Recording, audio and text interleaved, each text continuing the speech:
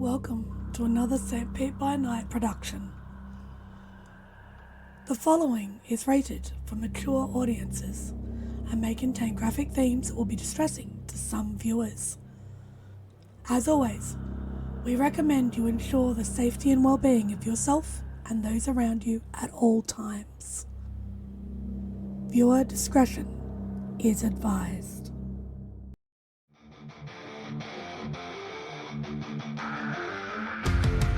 In the heart of night, we rise from shadows, howling at the moon, igniting our battles, cleansing dire of an endless fight, until our final days we will fight. Thanks, man, we stand united as one.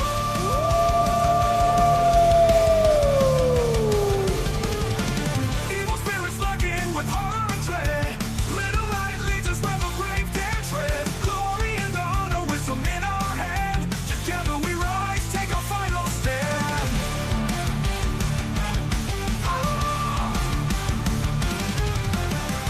Everywhere we run, the wind is at our back. All the warring forces we will track. From the depths of the ocean to the clouds in the sky, vampires tremble as we learn to fight. Rage across Tampa, in this fight we'll stay. Evil spirits lurking with horror and dread. Little light leads us where the grave dare tread. Glory and honor, wisdom in our hand. Together we rise, take our final stand.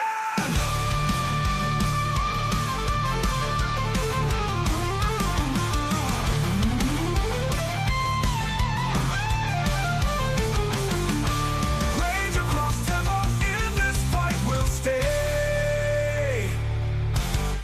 Everywhere with the pack, let the nightmare die. In battles of honor, we shall never hide. Fuck the little hide.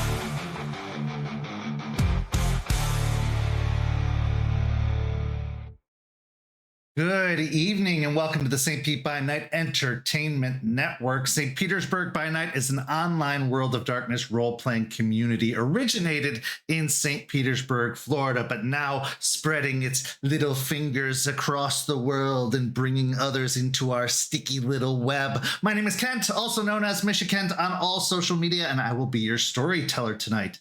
And it's Tuesday night, and you know what that means. It's time for Rage Across Tampa, our Werewolf the Apocalypse 5th edition chronicle set in the city of Tampa Bay, Florida, where a sept of Guru, known as the Sept of the Evening Star, attempt to combat the forces of the worm, both physical and spiritual. But before we get to all that, you should go follow St. Pete by Night on all of that social media you see listed down below. And if you like what you see, you should become a member of our Ko-fi, where you can unlock all this amazing behind the scenes content, including our Rosebud Thorns, including some cool artwork that's going to be debuting soon, including some exclusive content.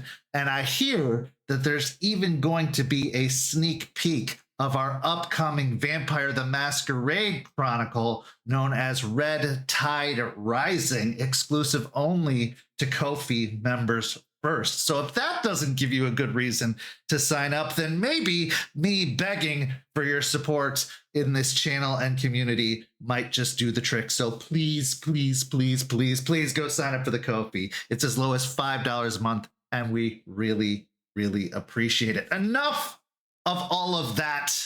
Let's get to the reason we're here tonight, Rage Across Tampa, by introducing the amazing players who make this game possible. Players, why don't you go ahead and introduce yourselves, if you please? Hi, everybody.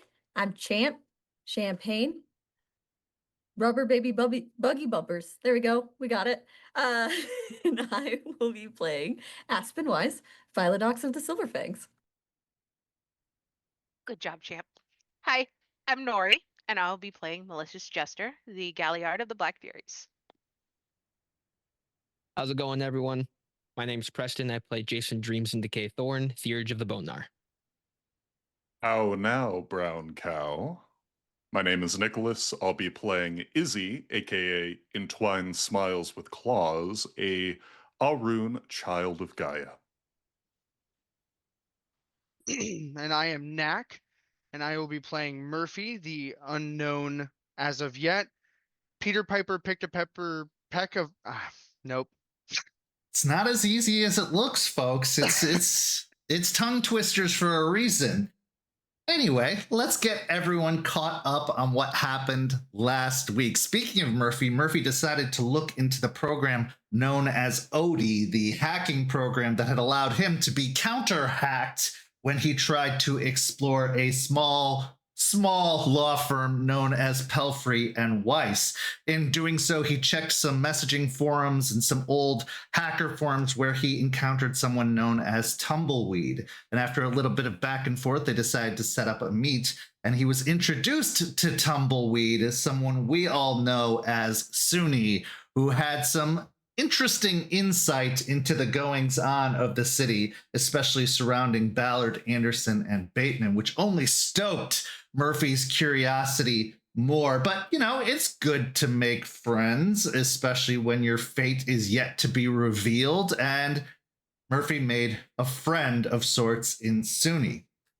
We then saw Aspen and the leader of the Hellhounds, Raymond, have a little bit of a conversation on their way to a swamp where they called forth the spirit of Hashigat. But Hashigat didn't appear as the small little lizard serpent that we had seen before. They were inhabiting an individual with glowing eyes, and as they spoke, he and Aspen struck a deal of sorts that nobody would interfere with the business, well, at least nobody in the Sept would interfere with the business that was going on between Hashigat and Raymond, which puts Raymond in a bit of a pickle. But also Aspen was able to find out some very valuable information as to what Hashigat's been up to ever since he was forcefully ejected from Lucas when Lucas joined the cairn, joined himself with the cairn.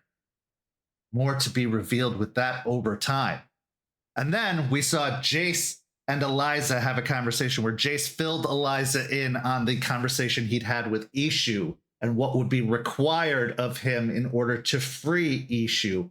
And Eliza was able to give some insight, but really what it comes down to is Jace is going to have to find the previous owner of the staff, a man known as Moses, who appears to be a magister or a mage of some kind who actually created the staff and is the only one who can safely undo that magic and shatter the staff without unleashing a bunch of wild force into the area that could potentially be reality bending or altering.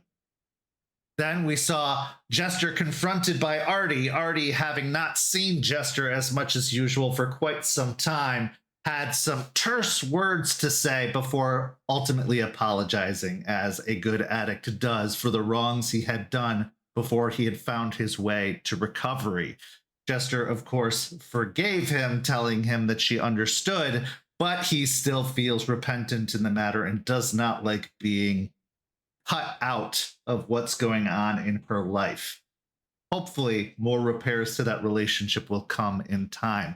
And then finally, Isidoro arrived in Georgia at the Sept of the Fertile Soil, and after getting very little information from the elders, he encountered a young guru named Terrance. Terrance, who had had a lot of previous experience with the Sept from Florida, was able to have a bit of a heart-to-heart, a come-to-Gaia moment with the child of Gaia in telling him that maybe anger wasn't the right approach and that nobody is perfect. Has this changed Isidoro's mind going into this meeting with the Sept in Tampa? Has he resolved his issues of vengeance with the Silver Fang known as Charles?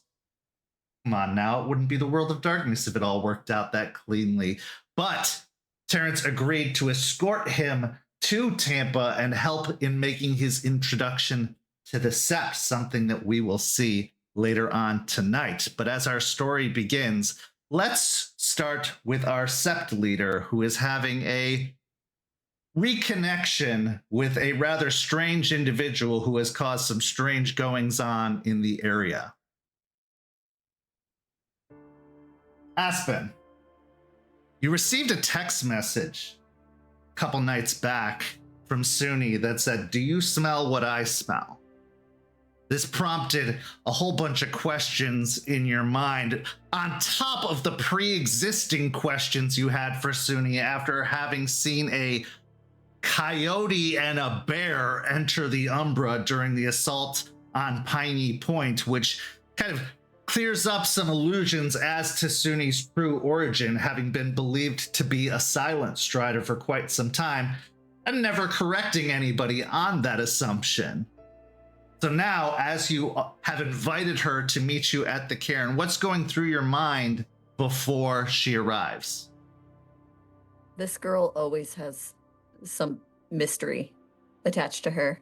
And it's frustrating, but it's also really intriguing. So getting some clarifying questions out of the way of exactly what she's doing here and why she came to be at Piney Point of all places with us, as well as her mysterious text message that she brings along. Just trying to get some clarification and also get maybe a bit closer to her, knowing that she's lingering around.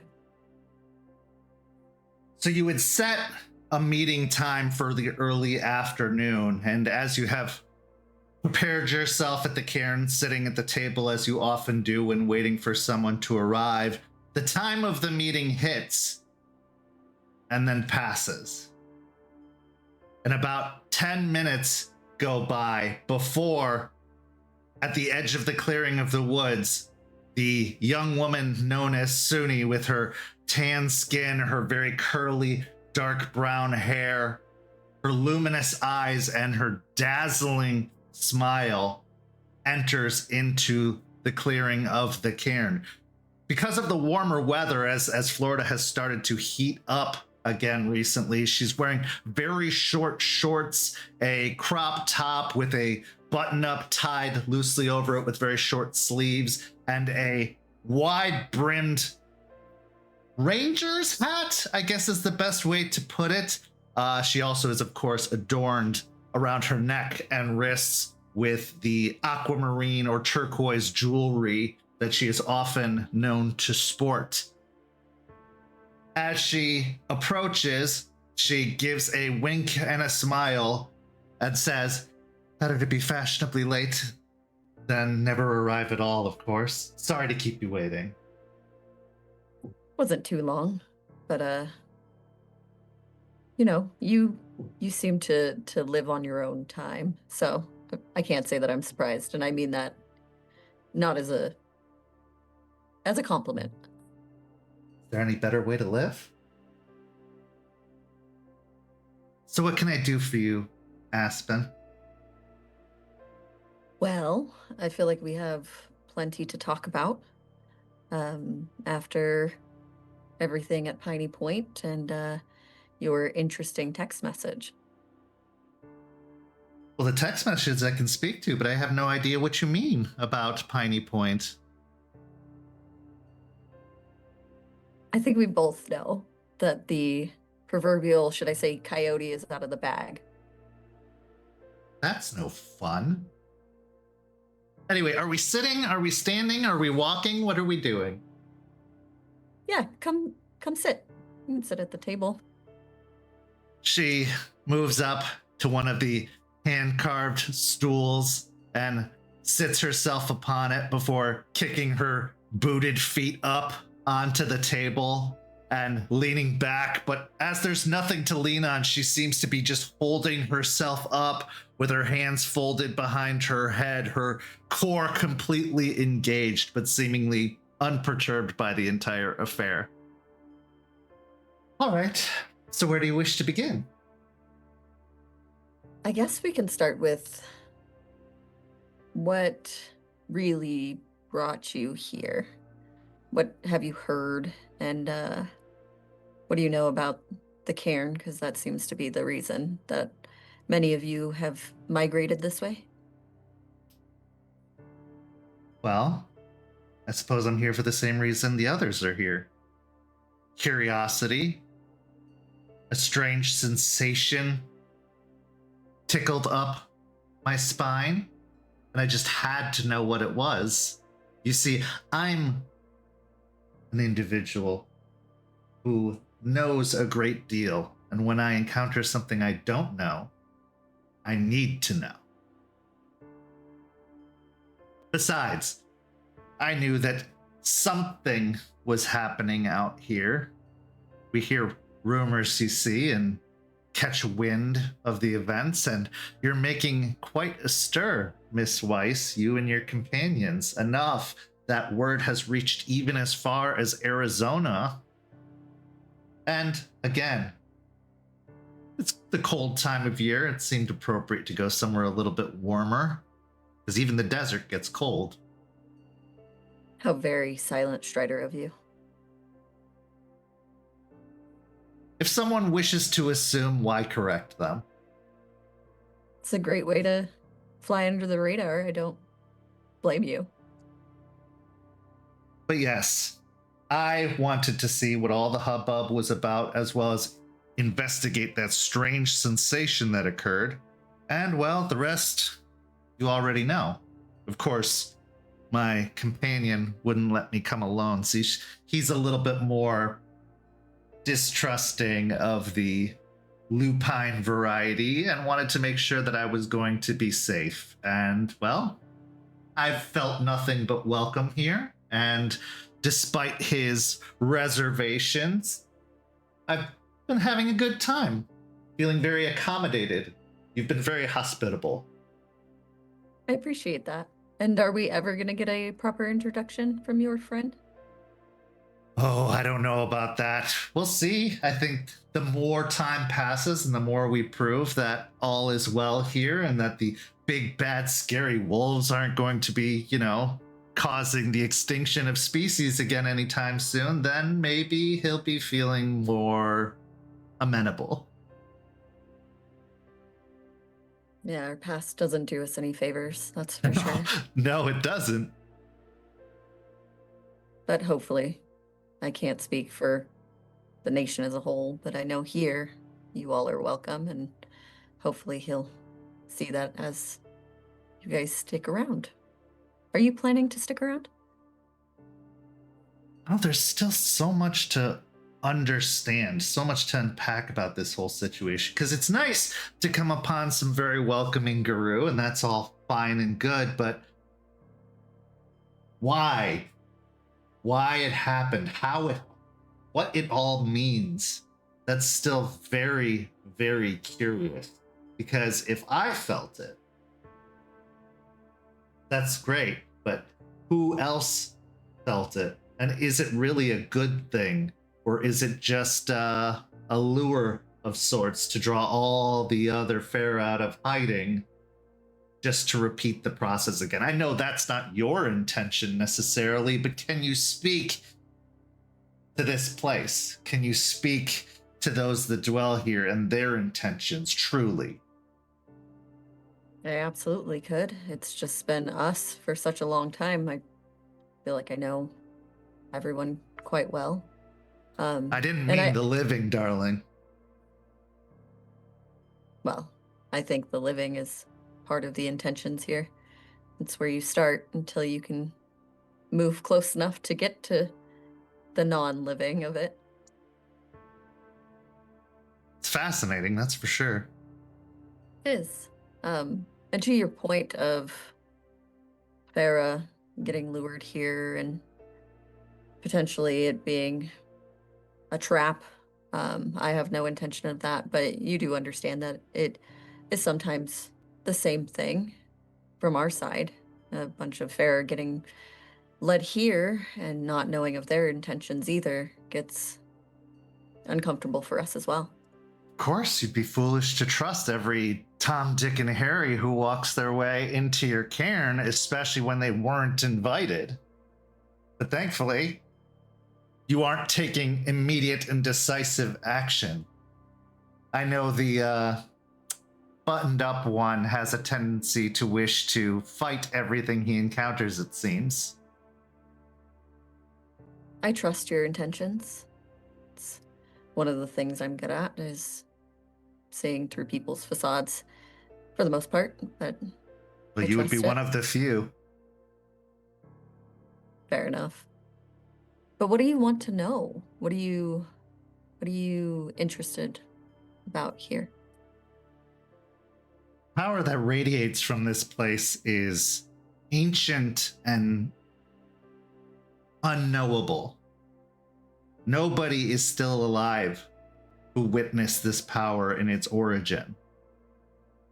Why it calls Tefera specifically?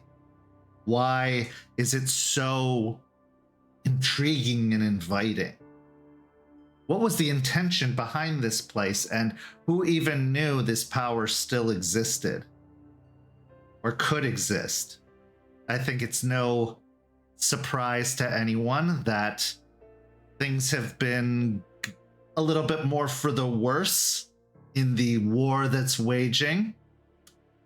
Probably would have helped if the Guru had let a few more soldiers live for that fight, but that's ancient history. I also couldn't agree more, so we're on the same page there. But starting basic, this cairn used to be of the Crotan. What's Long ago. A tribe of Guru. Their brothers, the Ghost Council, and their other brother. They all kind of were here before, I guess you could say, European Guru made their way to this place. See, I'd known that the Gale Stalkers and the Ghost Council had found their origins here, but the third tribe, that's news to anyone who wasn't in the loop of it all, I suppose. Even most Guru, I don't think, know that origin story. You learn a lot, and she looks back at the trees behind her. You learn a lot working in this cairn, so we get access to some really interesting knowledge. I can tell. My kind, the Nuisha. I figure we might as well get formal about it all. We love knowledge. And moreover than that, we love to spread knowledge, teach knowledge, which is why when you had your little issue with the leeches, I felt it the best way to thank you for my welcoming by spreading some of that knowledge, sharing with you. Obviously, very much appreciated. It was absolutely helpful with what we were trying to do here, and for now, we've got to stand still with them, treaty. So that's going okay. I have to admit, when I met with Matthias, I was expecting not what I received. In fact, I've seen a lot of what I didn't expect here, which is a breath of fresh air. I tend to avoid cairns and Guru meeting places, but this one I felt safe even before I walked in that nothing would happen. All the assurances aside, because assurances are a dime a dozen with the changing breeds, but the reality of it is I didn't feel resistance when I arrived. If anything, I felt a pull, a welcoming, as if the red carpet were being rolled out for me, and I never turned down a good red carpet. It's a really esoteric place. It protected by ancestors from long ago. So it has an air about it. Is that what that is? I just thought a bunch of half to mostly naked men walking through the woods was your ideas of a good time down here. It could be both. Why not? But back to your question, the Crotan were a tribe here. And when fighting the worm, they were destroyed, and their spirit turtle was lost. And our hope is to bring them back to the fold. So you look to bring back something that's extinct to life. Potentially, hopefully, if everything goes well. Well, either you are a necromancer or you are Lazarus himself emerging from the grave, but either way, I'll be interested to see how it turns out. What would be required to do such a thing? You're asking the wrong person. I don't deal in the spirits and esoteric more than I have to. Too busy running everything around here. But I leave that up to Jace and Eliza. Well, humor me. What have you learned so far would be required to do such a thing? We'd be going to very interesting places to help it escape. I wouldn't say it's, well, I wouldn't know for sure if it's in danger, but I know it's stuck, and we would be going to liberate it. Interesting places. How coy. All right. So say you are successful in bringing back a long lost spirit, creating or recreating a long lost tribe. Do you ever wonder if events unfolded the way they should have? That maybe bringing something back that's supposed to be gone isn't necessarily wise. Because while everything looks good on paper, of course it's going to, if it's something you want, you're going to present your best self. But what if it's not as shiny as it appears? What if the bloom has long fallen off the rose and instead you receive something spoiled or rotten in doing so? I think all opportunities come with risk. And I know that's such a safe answer, but it's true. We try to move forward. We try to help where we can, and it could be detrimental in many ways. A lot of what I've done here, I'm still waiting to see if another shoe drops. So, to tell you the truth, I have no idea, but I know that Gaia needs more. She's dying, and we need more. We need help, and if I could help expedite that, I think it would be against everything that we are as Guru to say no. Well, from what I've seen, help is a very difficult thing to achieve amongst the Guru. There is a lot of distrust there, and what I heard on the way here was talk of heresy being preached down here in Tampa now. I don't know about all that, but that is the word on the street, as it were, up north. What help do you think you're going to receive? I'm going to be reaching out and hoping that people want to see a difference, want to see something new, want to see something better. Because even though I only have a small, minute amount of interaction with the nation as a whole, from things that I've heard, from things that I've seen, it's a unwillingness to break from the status quo, from breaking from tradition or whatever it may be. And it doesn't help us anymore. It doesn't put us in an advantageous place. It doesn't harbor community, which with so little left to fight, being divided makes no sense.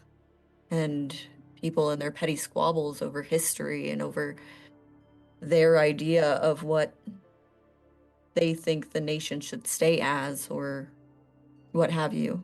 It causes rifts, and I hope to find even ground.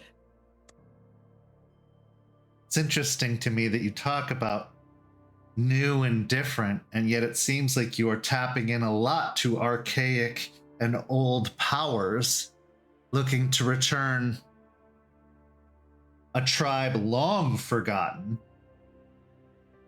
long since their expiration date, as it were. So on one hand, you want something new, but you're going about it by bringing back something old. Everything new comes from old. That's just how the cycle works. You can't have something completely new. It always is derived from something. Just like what I want to do with my idea of the nation isn't just something brand new written on paper. It has its merits. The old nation has its merits, and my ideas aren't coming from nowhere. They're coming from an old ideology. Just like these Croatan were lost, and they're going to be something new when they come back. Those old ideologies weren't without their problems. Some of them in a very bitey, clawy, stabby way for anyone different. What sets you apart? How are you going to convince them after they've been so embittered and jaded and hardened by ideologies that they thought were so important, but ended up just causing the downfall of all of them? I'm not sure I can convince everyone. That's just the way of it. But I hope that people see the detriment of what they've been put through for so long and are willing to see something new and try something new. Because if it's not been working for so long, why are we still doing it? And I just hope I can give people the forethought of something better in their future. We don't live long enough to see a whole future, but we live long enough to have it a little bit better for ourselves and for the people who come after. Well, stubbornness and Guru kind of go hand in hand, I've found, but I appreciate your optimism about it all. What I would ask after that is, you're sure to encounter resistance. You're sure to encounter some who are unbending and unwilling to view your philosophy, your ideals as anything but problematic.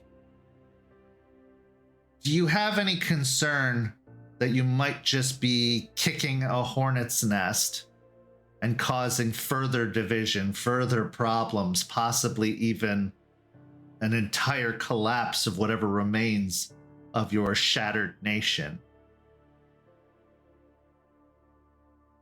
I think new ideas come with a revolution, and sometimes that's beautiful and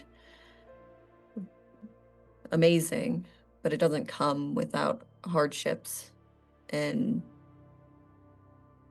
some people aren't willing to move forward, and that is a detriment, and it is something that I know is going to come, but you have to at least try. If you believe in something enough, you have to try.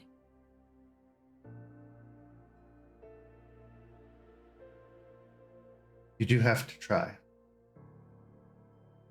Revolutions in history have caused the changing of the tides, it's true.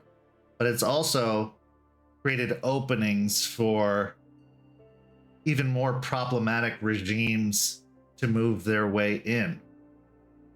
Or an opening for adversaries to strike when the whole of it is at its weakest. What do you plan to do to ensure others or to at least give them confidence that you're prepared for such events? I think knowledge. Knowledge is our best weapon. Spreading what we know, what we're doing, the enemies that we know are at our backs, even at this moment. The ability to tell people how to fix certain problems that we've learned through experience. But there's no way for me to have them certain. They would just have to trust. But my thought is I expect that they'll see my passion and see the importance in my words. But we're not talking about the enemies at your back. We're talking about potentially making enemies at your front as well. And therefore surrounding yourself with enemies. And while your ideals have proven fruitful so far and are very intriguing to say the very least, what are you going to do when you're surrounded with numbers so few as yours?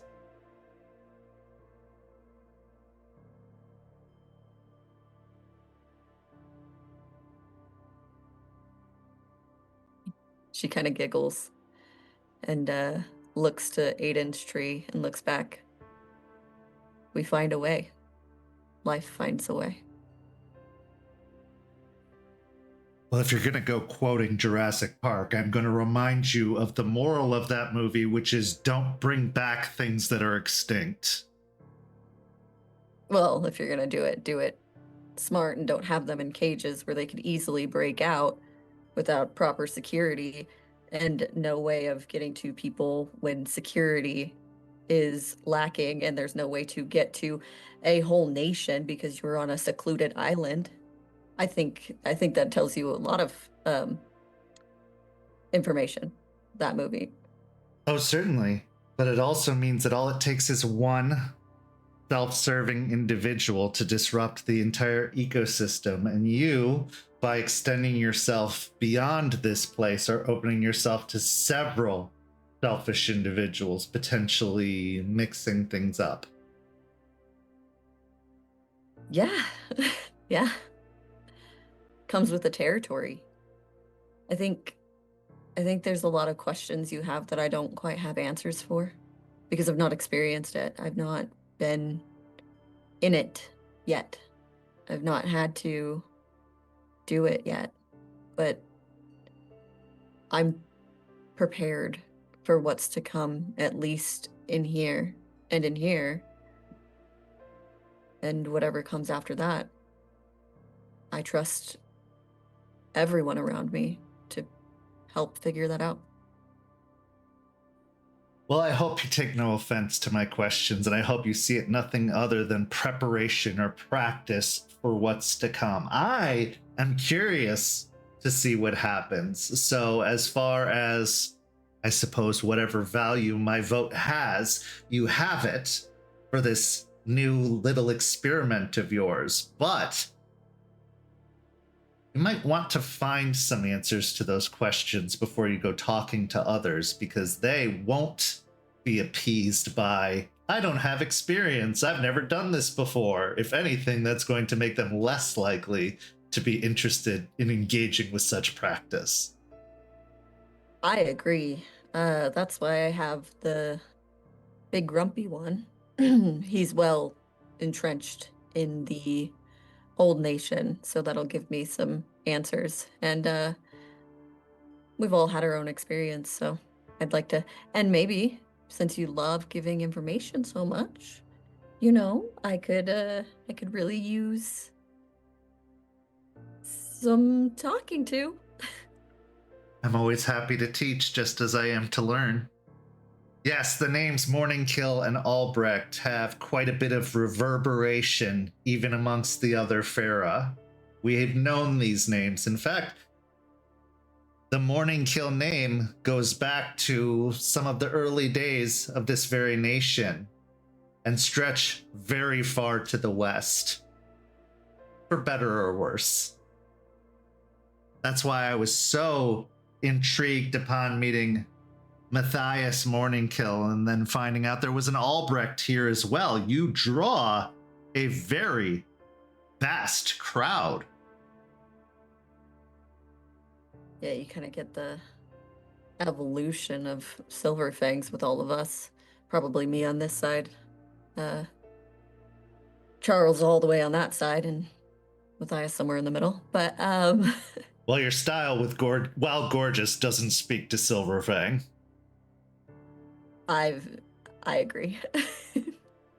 I appreciate it. I like to see the mold broken from time to time, and if it's for the better, that's the best case scenario. I also think Falcon says to lead. I don't think there's a specific way of doing that. I think it's all up to interpretation.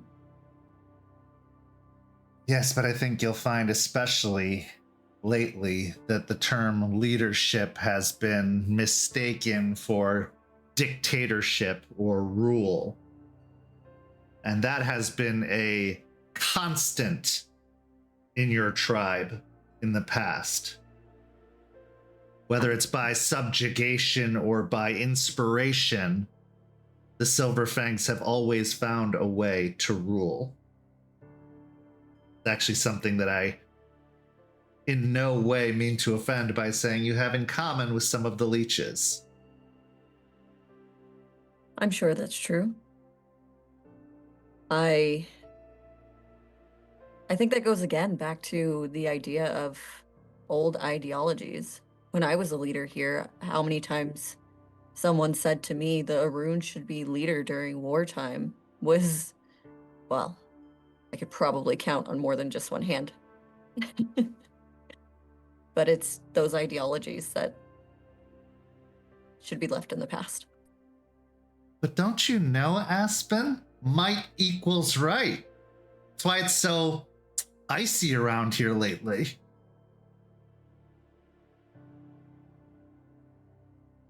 Yeah, the reflections and parallels of on both fronts, on the human side and the Guru side, is interesting, to say the least.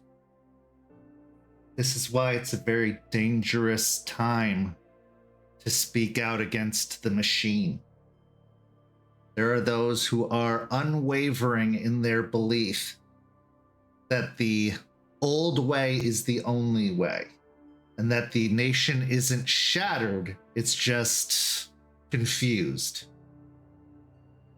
And So you have to be careful about how you propose an idea of something new and unheard of, because there are those who don't want new and won't accept new.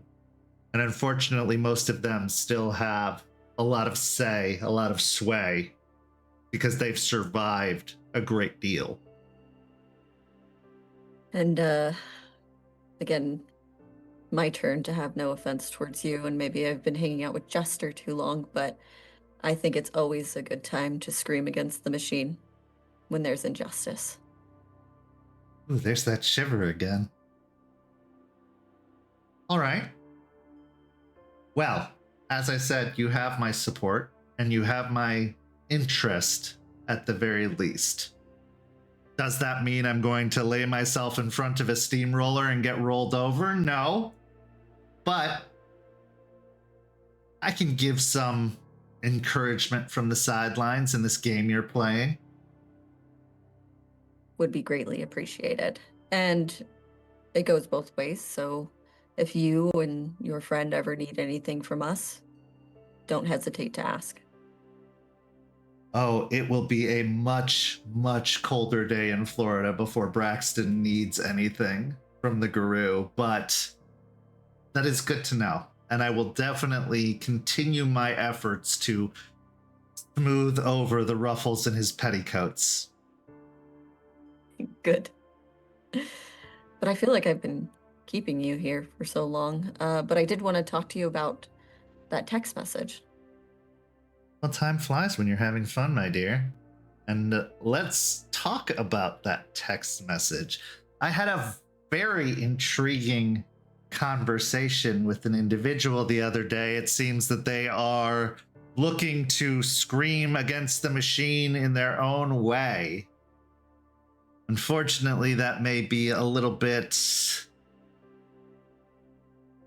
naive or ignorant.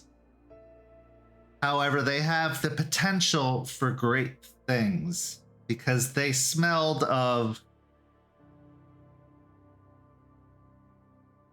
you know, that smell that some individuals get just before they're about to give birth.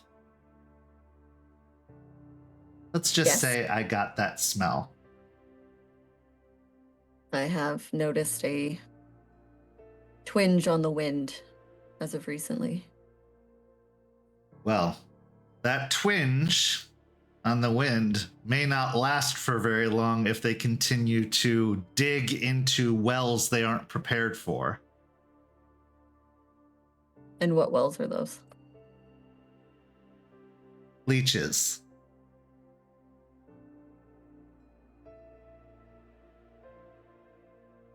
Apparently they'd gotten some idea in their mind that the throne was the best place to find riches. Oh, so the tippy top of the... Oh, they are looking for gold. That's for certain. I think they don't realize that gold sometimes comes with teeth of its very own. In this case, fangs, I suppose. Most young, unassuming, not knowing of the world, just human kids don't. And that's why they've been able to maintain the way they have for so long. They count on it. And that just helps them grow and build and maneuver. That all being said, I think that if you're open to advice, caution is best, because this is still very early in the process for this one. I didn't get a sense that they were going to be popping out waving the Guru flag anytime soon. But as we all know, it just takes one tipping point for that to happen. And if they aren't secure when it does happen, it could cause a whole mess of trouble for you and yours. Absolutely. Yeah, the scent is faint still, so I hope I have enough time. But what information could you give me about them? Oh, they are a pretty sort. Definitely not what you'd expect being this far south. They are, well, they're a bit of an enigma, I suppose. Although they are in a whole hacker subculture and they've got the whole vibe of that. You know, you look upon them and you're like, oh yeah, you probably spend a lot of time on the computer. Very pasty in that way. Dark rooms, blue light being the only source of illumination. Are we talking 90s hacker or 2000s, like early 2000s? On the cusp, I could definitely have seen them as an extra in that Angelina Jolie movie. Okay. But I think that they could provide a very interesting opportunity for you. Because if they are about to become one of you and not exactly one of you yet, it wouldn't be breaking any agreements to have them sniffing around a place that your kind don't belong. Just a matter of how deep down the rabbit hole Alice wants to go. Because the Queen of Hearts is feeling very, very choppy. I think that you have good points. and maybe we could get something. I just worry. I mean, not even a baby, a whole fetus going out there doing something that dangerous might be a problem.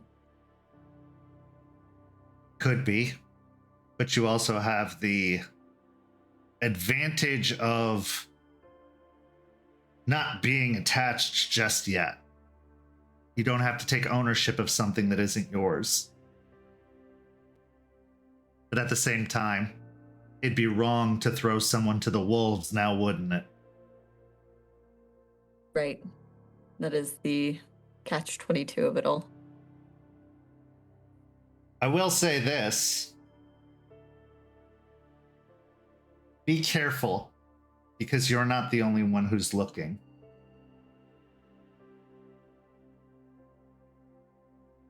I feel like there's more to that. I caught a scent on the wind of blood and anger.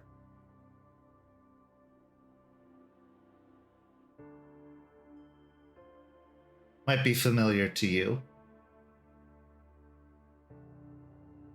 Interesting. Well, it's not storm season anymore. It's snowbird season. And that means what might have gone north might return south for the fair weather. That tracks for us. Just mind your approach and realize that others may be seeking the same thing for different means. There are those who aren't happy with the little hill you've made for yourself here and would like nothing more than to see it flattened. And get the most soldiers in your army, you have a very, very strong chance of making that happen. Fair enough. I'll keep an eye on them and try and get some more information of the people in our territory again. Good. If there's anything I can do to help, just let me know. Of course. Well, this has been absolutely delightful, and I thank you for the invitation as well as the continued hospitality for me and my associate being here. I know that it is possibly a little nerve-wracking to know that there are others running around your precious little city, getting up to no good, I'm sure, but trust me when I say I mean nothing but the best for you and yours, and seek not to disrupt what you're trying to create. I really do appreciate it, Suni, and I appreciate all that you've already done and allowing me to pick your brain and to have these conversations. Oh, my pleasure. But I've got to tell you, the next time you invite me for a date, can we have something a little less rustic? What are you thinking? A fancy dinner, or do we want a picnic on the beach? What are we thinking? Oh boy, you just know how to sweep a girl off her feet. Any and all, I do enjoy our chats. I'll make sure I do something special just for you. Wonderful. Although I suppose it would be my turn to ask next, wouldn't it? See, again, old traditions. We don't need them. I couldn't agree more. The old traditions were bloody and problematic, to say the very least. It's been wonderful, Aspen. Until the next time. Absolutely. She dismounts from the stool and table, stands up, giving a smile and a wink before she turns and starts moving towards the clearing's edge once again. After this meeting with Suni and all of the information you were given, what are you thinking now? Well, really spiraling is a bad word. We don't use that word. Really moving in the spaces of solidifying what this new nation looks like and what she wants it to be. Suni had a lot of really great questions that I don't think that Aspen didn't have the answers to. And to have as many answers before taking it to another person outside of the sept is a really good idea. So that's something to focus on. Also, small fetus problem. What to do about that? Suni saying that they could be beneficial to us, but that's not Aspen's style. So maybe if there's a middle ground that she can work up, could be useful. But regardless, she's gotta find them to make sure that they're not snapped up by another problem. That we thought we just had even ground. It took a couple weeks, and we're right back in the trenches. But that tracks for us. Just when it seems like everything's settled, there's always a stormy rumble on the horizon. And if anybody knows how to laugh at storms, it's Suni.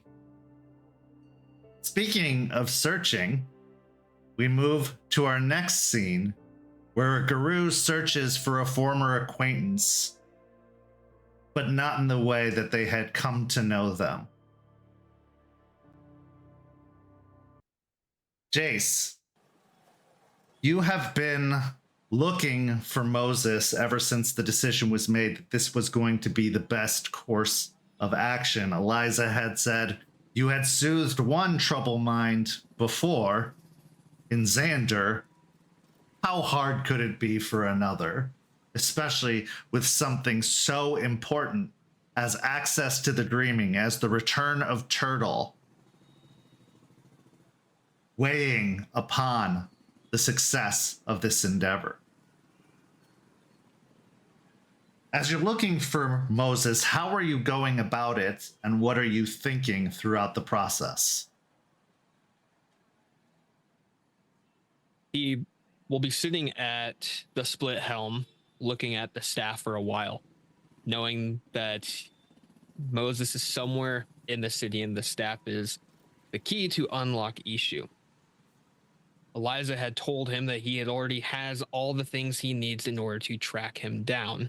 He just needs to use all the tools necessary. So he'll find a clean rag and he will go and wipe down the staff, trying to get whatever residue smells. Now, it being in the bar, there's going to be a lot of smells on here, but he's hoping that when he gets to the heart of downtown later tonight, that he can take the smells from the rag and try and trace that. Now, it's a long shot, but Eliza said that he has all the tools needed, so he's going to try this one out first.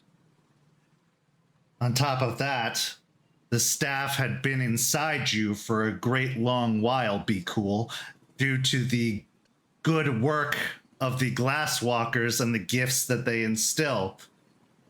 As you wipe down the staff, give me a wits and investigation. Rage 1? Yeah. I don't think you're feeling particularly threatened by this approach. Curious, if anything, maybe a little bit unnerved by the fact that he is more than meets the eye. Not that he wasn't that before. 3. Okay. As you take a long whiff of the rag, having finished wiping down the staff, Be Cool, you get the smell of a variety of odors, very faint, but because of your attuned senses, because of your heightened senses due to being a guru, you've learned to pick out scents, especially scents of the city. And this rag carries many of those scents. Burnt rubber, motor oil, cracked concrete, and detritus, trash. You also get a very strong scent of candle wax and flame.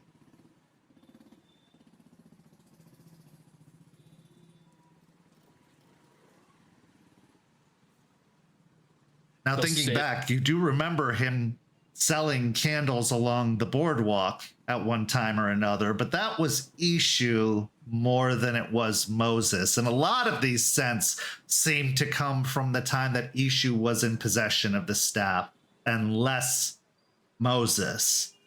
Doesn't mean that, you know, there couldn't be still some connection there, but it could also be very misleading due to the fact that Moses wasn't entirely behind the wheel when the car was driving before.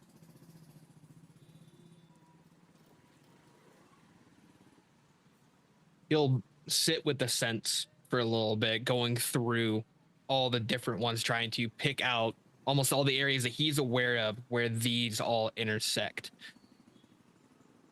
One of the areas that was brought up, especially with the candles, was, now can't remind me, it was a homeless shelter that It was he the Tampa nearby? Ministries. That's what it was. Okay. The now boarded up, or at least as last you knew, Tampa Ministries, home to the Neighborhood Watch, the burgeoning cell of hunters led by Alice.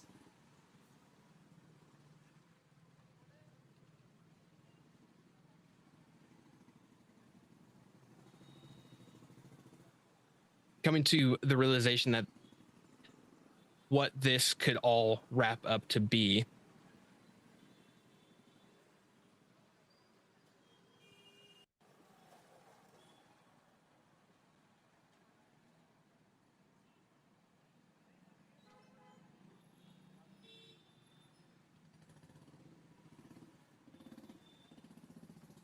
With the additional sense of the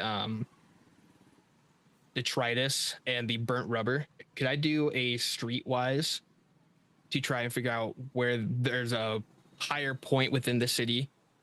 Sure, Where give me, there's give me an intelligence and streetwise, trying to call upon what you've heard, what you've seen, what you've experienced, being one of the city for quite some time. You also have another particular gift that could be quite useful in this situation, one that was recently acquired that unlocks certain information that the streets have.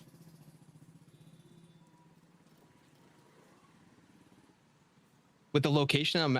You know what, I'll do the streetwise roll, and then I will attempt to see what the streets can tell me. All right. So go ahead and make that intelligence and streetwise check. 4. Being in a big metropolitan city like Tampa, these scents are everywhere. And there are very few places where they are not present in some form or another. You got a big highway that literally cuts through the city and is constantly filled with traffic, as well as, you know, street racing and the sorts that would leave that kind of smell behind. But the detritus, that does stand out because it's more than just your typical trash can or dumpster detritus. It has a strong, concentrated scent. It's almost like condensed. And there are a few places that could potentially be beneficial or could be the source of such a smell. There's the city recycling plant, the dump, and a few of the more run-down areas of the city where cleanup isn't a priority.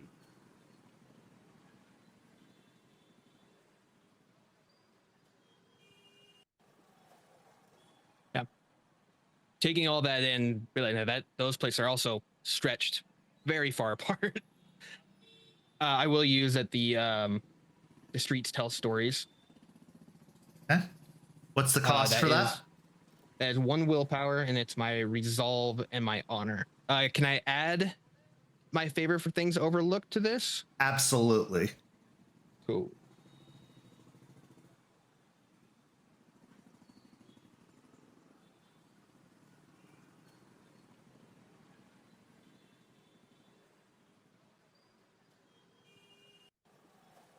5. As you attune yourself to the reverberations that often go unfelt on the ground, as you listen in to that low electric whine that most of us take for granted,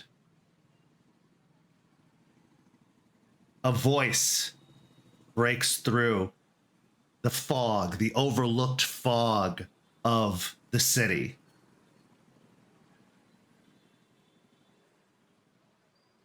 Hey, so you're looking for Moses, huh?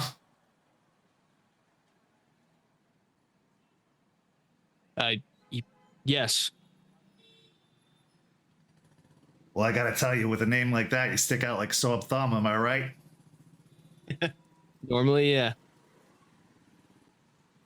Well, I gotta tell you, kid, that guy's gotten around. Like, around.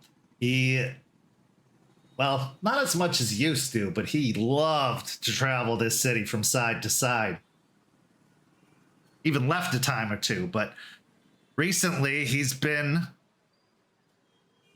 milling about a particular area of town, mostly to the northeast, away from the downtown area of the city, with tensions being heightened at all.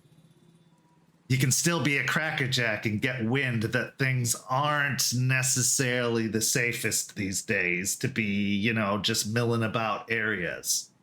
Now he does have the ability, the advantage that he's white and male, but we're not talking about that. We're not going to get into that whole debate today.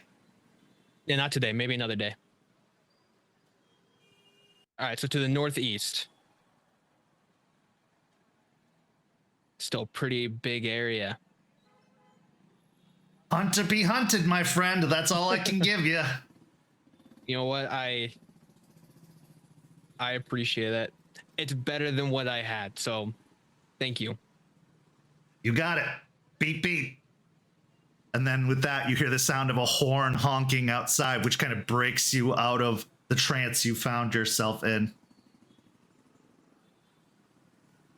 He'll sit for a moment, like, gotta listen to her more. He's trying to do things the old way. Okay. He'll go and get his bag, his keys, and head over to his bike. Okay. Start going northeast. Where are you headed?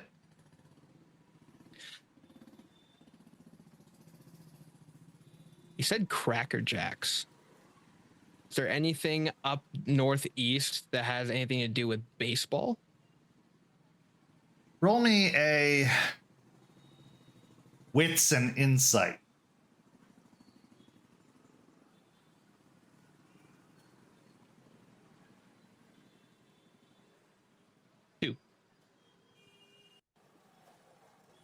Yes, there is something to the northeast. There's a Steinbrenner field, although that's a little bit more northwest. And as you kind of dissect the dialogue that the streets was using, you get the feeling that they were referring more to Moses's mental state when they used the term crackerjack.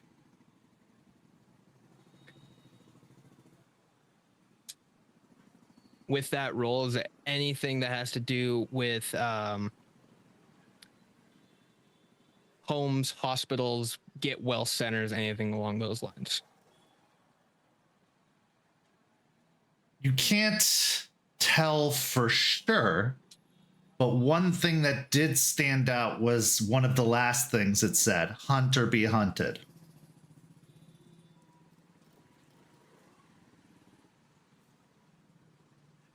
That's a big old forested area, isn't it? No, it's the city. I mean, yes, far to the northeast, of course, is the forest. That's Just where wanted to you make live, sure. though. Yeah. That's the Hillsborough area.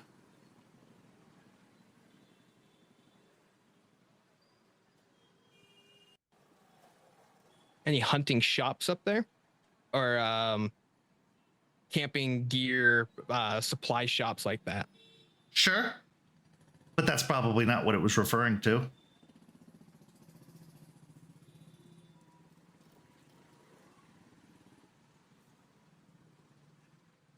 Candle Wax, the Ministries, what takes residence there now.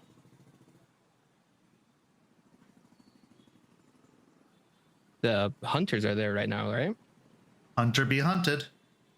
I really didn't want to go back. All right. We'll head to the ministry.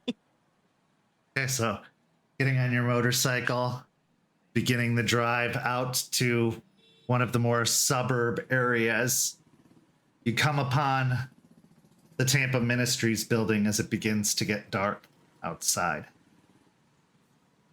As you approach the building, you can see the same boards hammered up on the walls covering what was shattered windows, or whatever windows still were intact after all was said and done. Roll me a wits and awareness as you arrive on the property.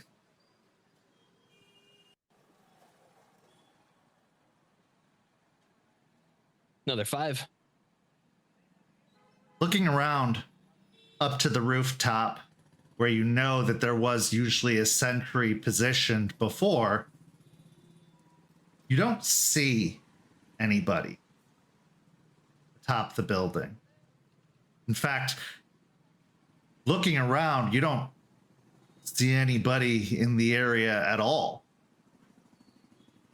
Not walking around it, not on the streets, nobody in positions where you would expect lookouts to be.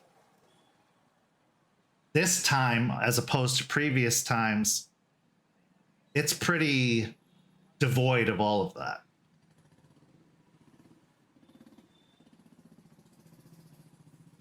Spend a will and use the penumbral senses and see what's going on here also on the other side.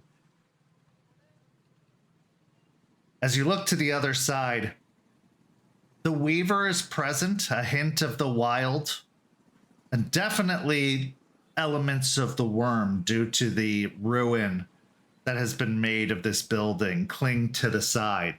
You know, ruin, wreckage, detritus, destruction. But there's nothing untoward. There's nothing outside of the norm that you wouldn't expect, especially as versed in the city as you are, having the advantage of being versed of the Umbra and the city coming together. Everything seems as it should be.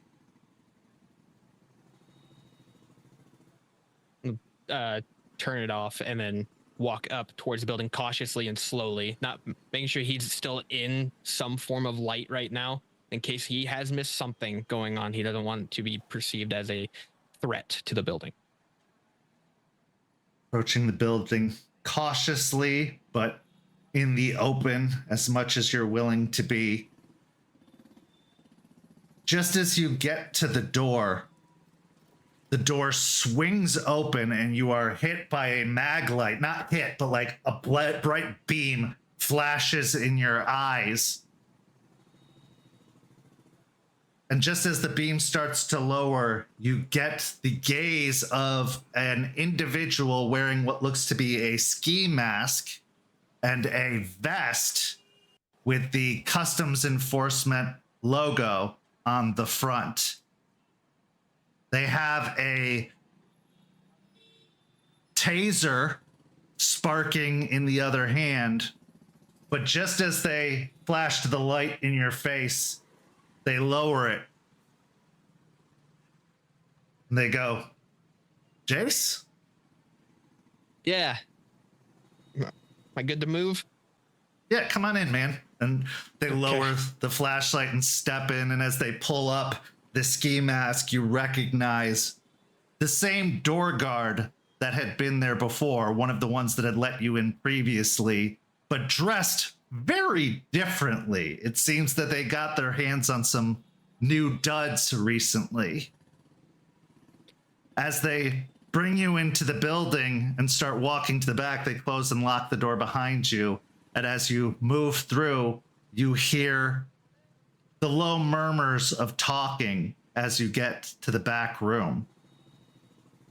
Once the door is opened and you enter into the secret back room that they've created amidst all the chaos, you see Alice as you've seen before, sitting on a half broken couch that looks like it's been jerry-rigged together to still be functional, next to an older man, dark skin, thinning gray hair atop his head, glasses. He's got a massive welt on the side of his face, and he's wearing a button-up black shirt, black slacks, and black shoes.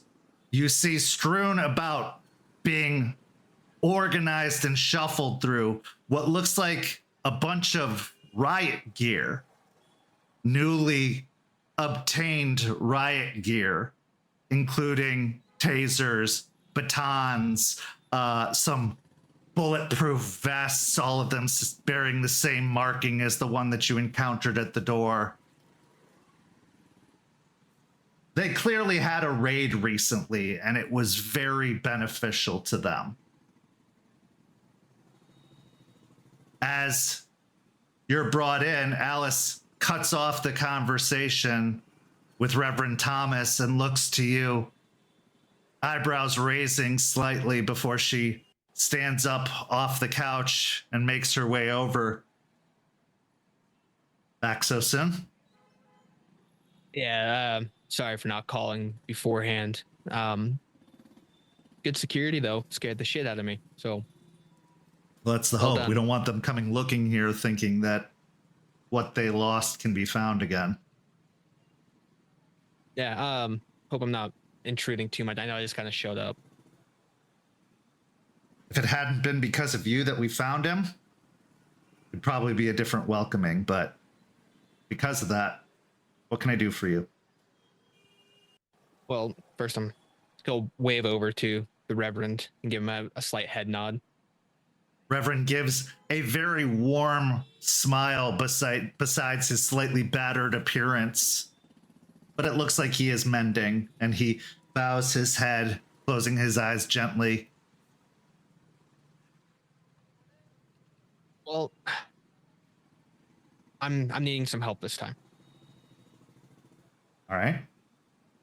I'm looking. If it's water, I'm fresh out. You guys go through a hell of a lot of that stuff, though. As far as I know, I think we're good on that for right now. But if that is the case, I'll be sure to call beforehand.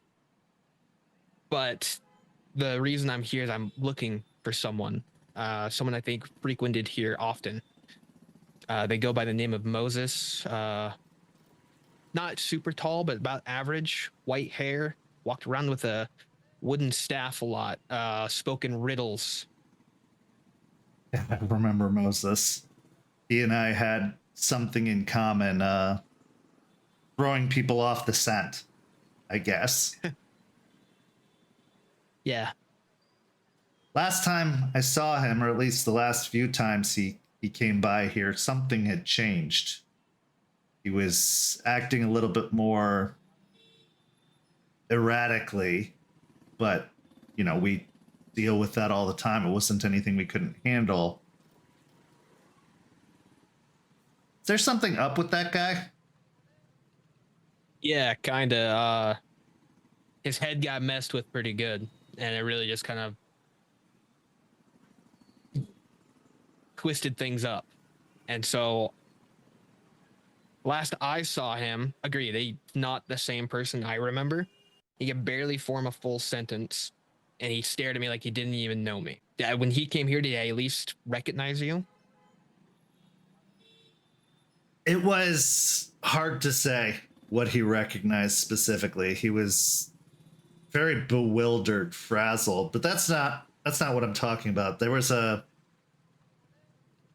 vibe off of him. Like, I don't know, something. There's no real good way to define it, but something was strange, and I've been running into a lot more of that than I'm used to lately. I wish I had an answer for you on why he is acting that way. That's one of the reasons I want to find him. I want to try and help him to try and figure out what's going on. Give me a manipulation and subterfuge, as you are clearly lying as to what could be strange about Moses.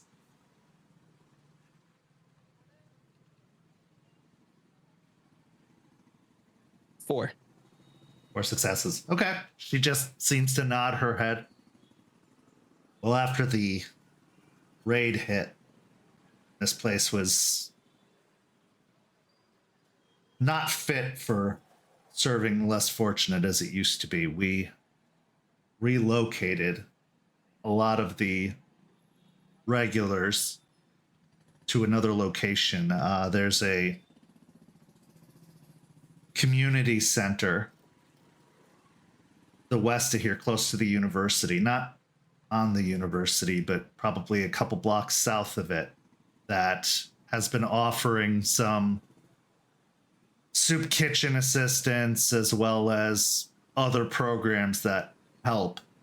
That's where we've been directing anybody that we recognize that comes by here.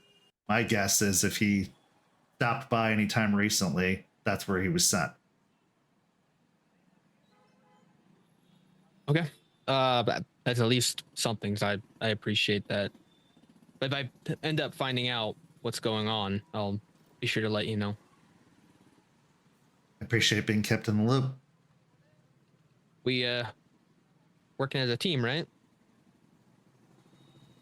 For now. For a good long while. Good, awesome. Is there anything you guys are needing right? Well, it looks like you guys just got done doing some fun activities. Thanks to you, yeah. We got what we needed and then some. We should be good for a while, but if anything comes up, I'll let you know. Okay. Yeah. The things that keep rolling through for you guys, will make sure they keep coming. Appreciate it. I'll also let the others know to keep an eye out for Moses. If we see him, we'll let you know. Appreciate it. Well, am I good to exit or do I need an escort? I'm cool either way. Go on. Unless you No, give us a makes reason to sense. stop you, I think you'll be fine. Not really one for the big and hairy right now, so we should be okay. Neither am I. Ever. Noted. He'll turn around with a small smile, give another nod to the Reverend, and make his way out.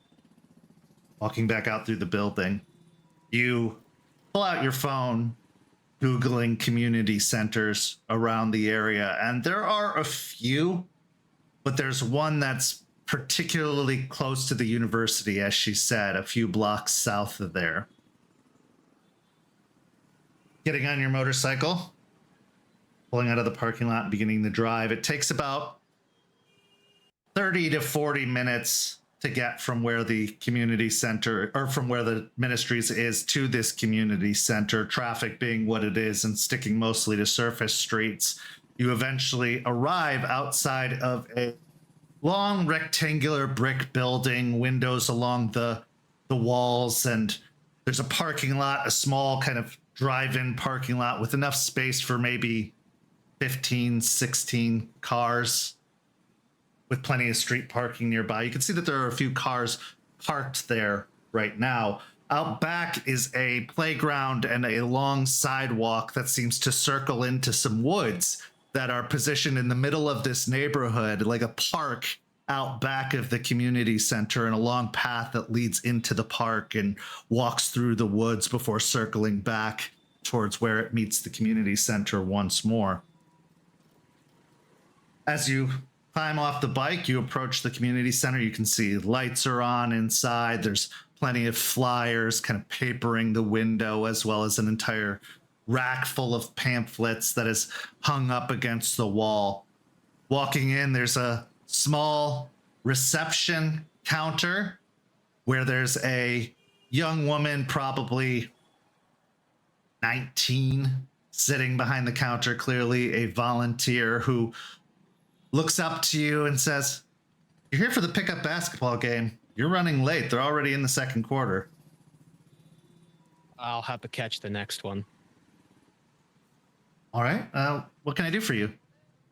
I'm hoping you can help me with something.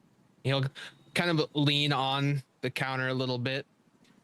I'm looking for someone in particular. Are you able to give that kind of information out? Depends on who you're looking for, I suppose. Well, the particular gentleman, he's white hair, tanned skin. He might look a little disheveled, and I know that's gonna be pretty common for right now, but he goes by the name of Moses. I don't usually work that area of the center. I'm just mostly here up at the front, but I know that they usually offer a warming shelter here at night, especially with the winter being as it is lately. And we see, well, quite a motley crew of folks come in. They usually show up maybe in around 7:30, 8 o'clock, and then linger until we start letting them in around 8:30. But if you're gonna find him, that's probably where he'll be. After the game wraps up, they'll clear out the gymnasium and start setting up cots and letting people roll out sleeping bags and the like. Awesome. What time is it roughly right now? Right now it's about 6:30-ish, just after dark. Well, I guess I will I'll head and watch some of the game until that happens. Yeah, all right. She sits back and picks up her phone again and goes back to texting. As you walk through the building, you eventually find the double doors that lead to a gymnasium where you can hear the sounds of squeaking rubber, the bouncing of a ball, the occasional banging of the ball off the backboard or the rim.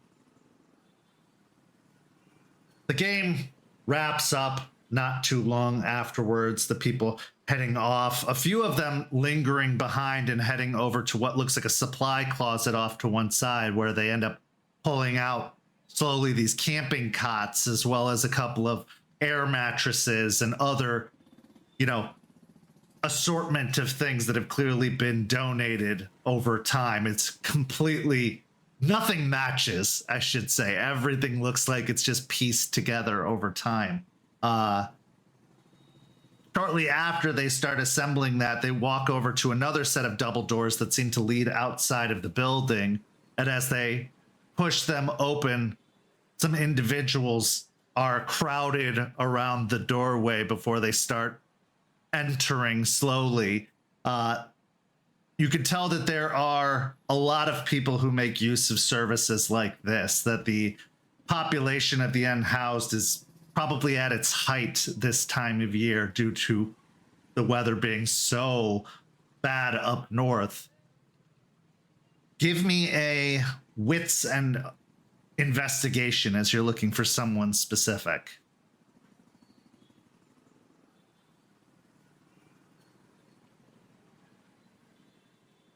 Three. As you're watching over the individuals that come in, you're looking for distinct features, and the first few, it's very obvious that they're not who you're looking for.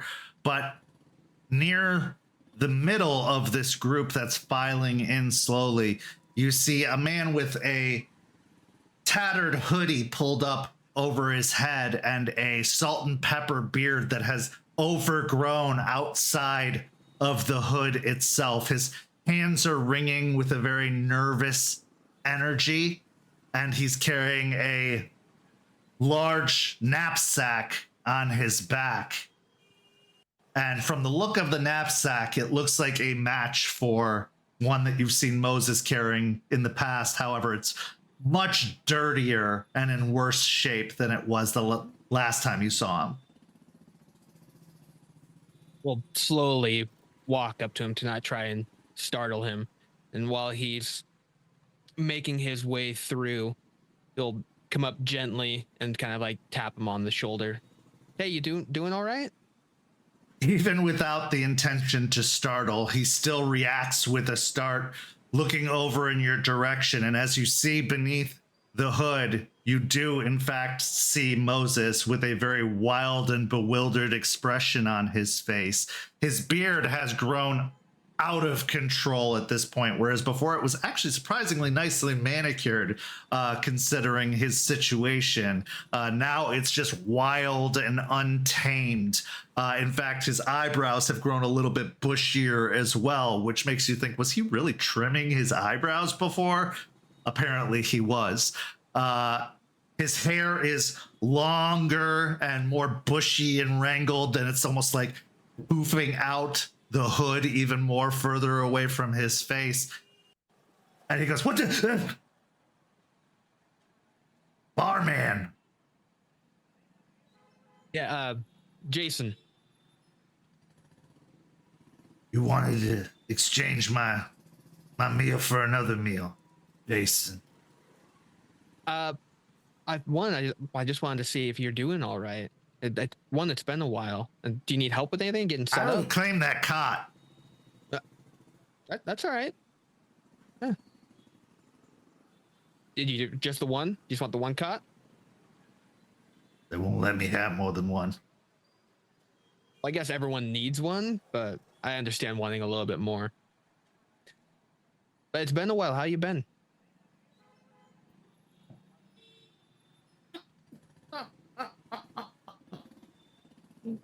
You asking me how I've been? That is the question I asked you. I'm still alive. That enough? That is a positive outlook on it, yeah. So if you're not here for a cop, what do you want? Just helping out. And I saw you and I was like, hey, I know this guy. Let's see if he needs anything. Well, I ain't interested in adopting religion or none of that, despite my name. So if you're trying to like recruit or something, not interested. I also don't believe in aliens, so you know, Xenu you. Well, I'm not here to preach or give you any religion. For some of that is even beyond me. And as far as aliens, I'm still skeptical, but I understand where your stance is on the long shot that it could be. But Moses, you all right if we sit and chat for a little bit? You and I used to have really, really long talks, so I'd just like to reminisce. He blinks a few times as if he's trying to sort out that statement, trying to recollect those conversations that you're referring to, before he just shrugs and says, "You get me a candy bar from the vending machine, I'll talk to you all night." I'll get you a few things. You'll walk over, keeping an eye on him, making sure he's not taking off, but he'll get him like Hershey's, a Kit Kat, and he'll buy him go to the soda and get him whatever, a few different options like Dr. Pepper, Mountain Dew, Pepsi, and walk over with just a smorgasbord. You see that he, in fact, wasn't going anywhere. He quickly hurried over to the cot and started putting his knapsack down and started unrolling a patchwork sleeping bag to claim that spot as his, while others are looking on with envy or greed, looking for any opportunity to snatch the spot from him. But he eventually sits down upon the cot, and as you approach, he reaches out excitedly for what you've brought before tapping on the cot next to him and quickly unwrapping one of the candy bars and shoving it in his mouth. You have a favorite kind of candy? Free. I personally, fair. I like paydays. I know it's a weird one. Not a whole lot of people like those ones, but I like paydays. But just free. Do you have a favorite drink? Or is free also? That one too. Yeah. Ain't broke, don't fix it.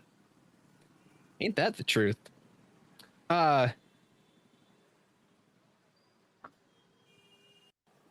So what have you, like, last I saw you were at the bar.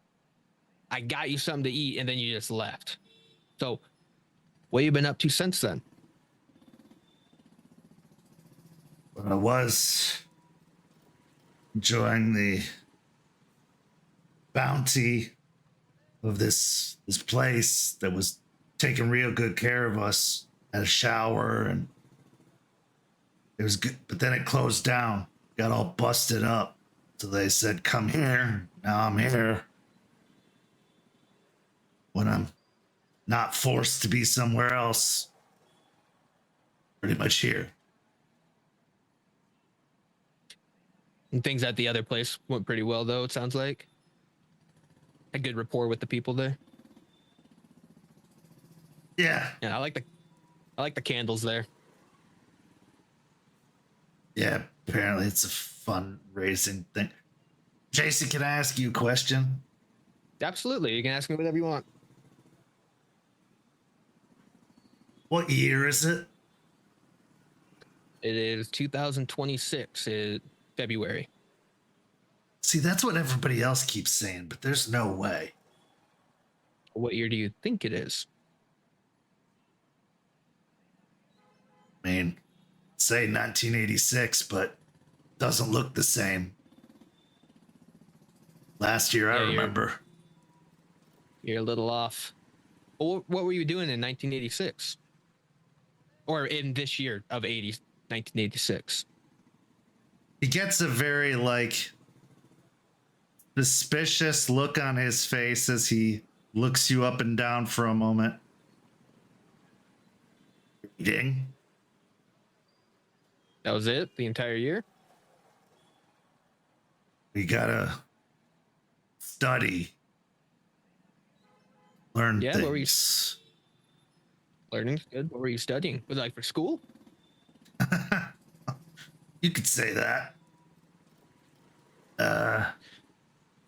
It was. You wouldn't believe me if I told you. Try me. I've heard a lot of cool stuff.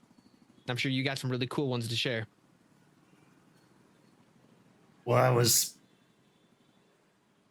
reading this book about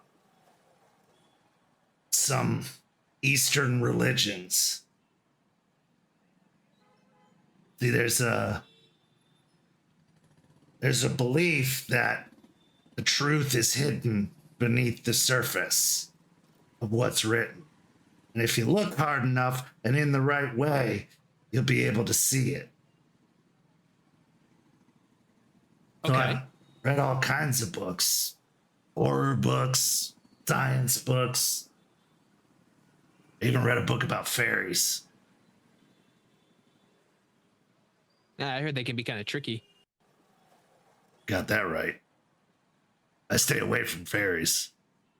Oh, you believe in fairies? Don't you? Absolutely. 100%. Like the whole he'll pull out his phone and he'll go on TikTok and go like to the Fae trap things and start showing and people like seeing them like, yeah, see, look at all these things they're setting up. You can find them too. Boxes. Yeah, they're interesting. They keep us all connected and they show us things going on around the world. And, See, they keep us call that a weary. phone, but that's not a phone because a phone has a cord that attaches to a box on the wall, and you can't walk around like that. So what would you call this if it's not a phone?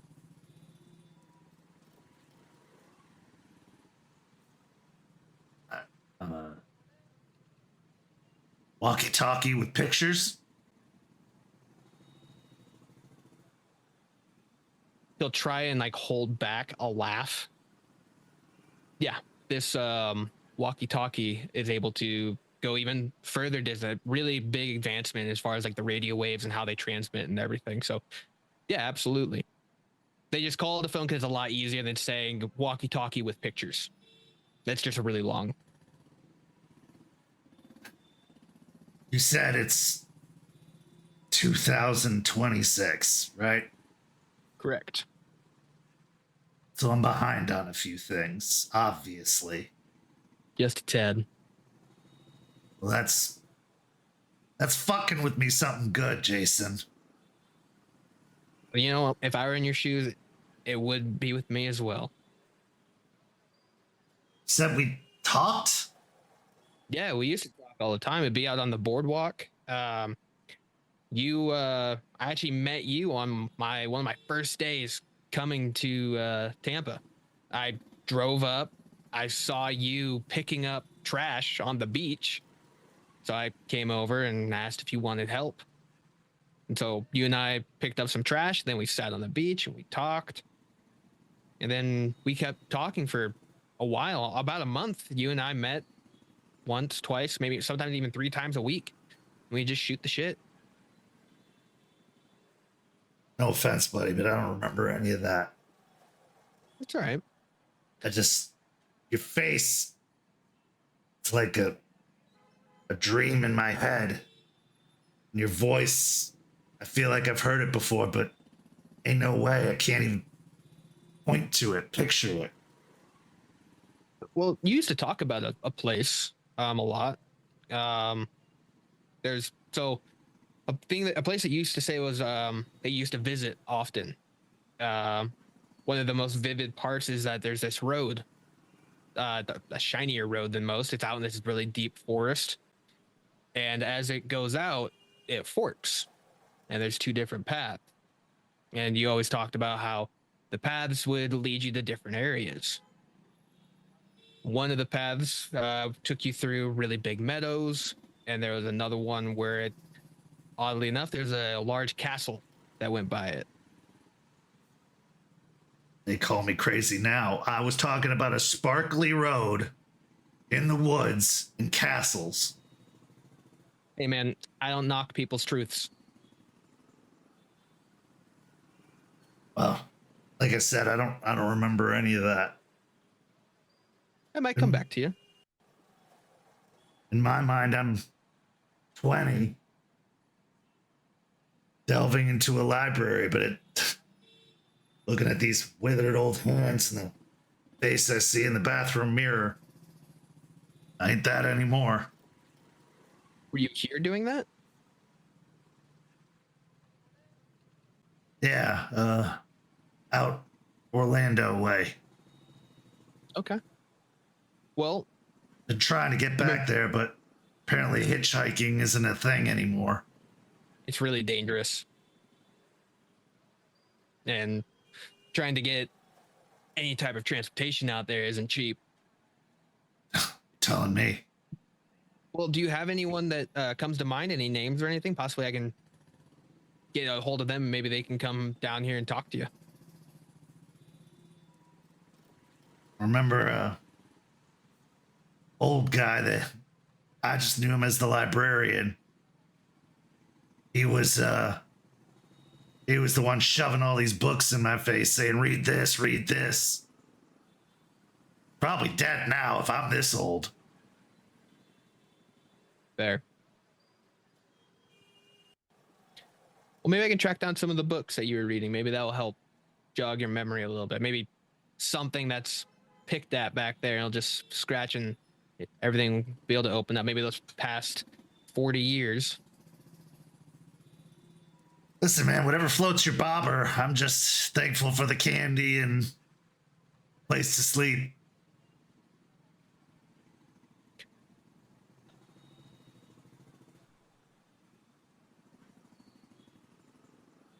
If I got you a walkie-talkie with the pictures in it, now it'd be a really rudimentary, easy one to operate. Be a way for us to communicate. And that way, if you need anything, I got you. I used to buy us sandwiches all the time on the boardwalk. Pastrami cheese with a little bit of ham. Why are you so nice to me if I don't remember you? Because the kindness that you did give me, I still remember.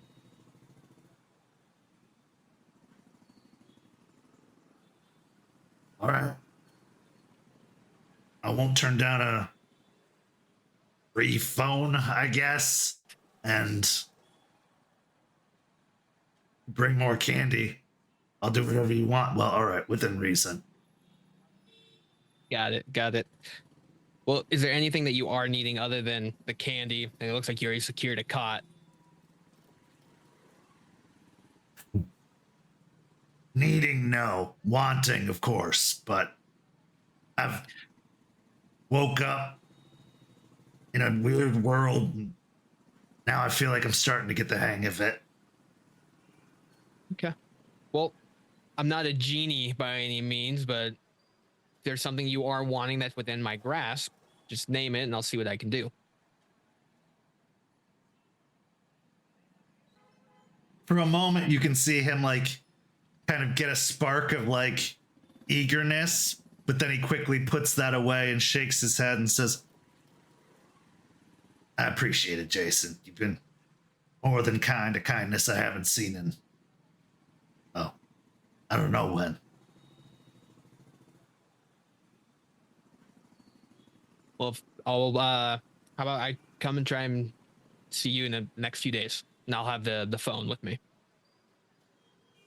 I'll be here, and if I'm not here, I'll be somewhere like here. Or there's a big shelter out in St. Pete. Okay. Yeah. Hopefully I'll get the phone to you sooner than later, so that way we can still communicate. Sounds good. All right. You enjoy the candy, enjoy your drinks. He'll give a kind of a light squeeze to his knee and stand up. He gives you a pat on the back as you stand. Says, thanks, buddy. As you get up and start to leave. And as you look back over your shoulder in his direction, you actually see him passing one of the canned drinks to somebody else, sharing the bounty that he's received here. Before heading out, Yeah. any of the workers, is there like someone there standing that looks like they're kind of in charge? I'm assuming I would look for someone with a clipboard almost. Yeah, you see a few overseers. Yeah. Okay. Go over to them real quick. Hey, if you can help me out with something, he'll point over towards Moses. We're distantly related, and it took me a long time to see where, but he's not wanting help from me right now. Is there a way that you can just kind of keep me in the loop with him and everything and make sure he gets everything that he's needing? Give me a manipulation and persuasion.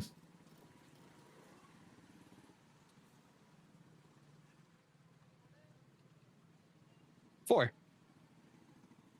Okay, with 4 successes, they look at you weird at first as you first propose the idea, but then as you explain your intentions, they say, yeah, let me take down your phone number. Moses he's one of the good ones.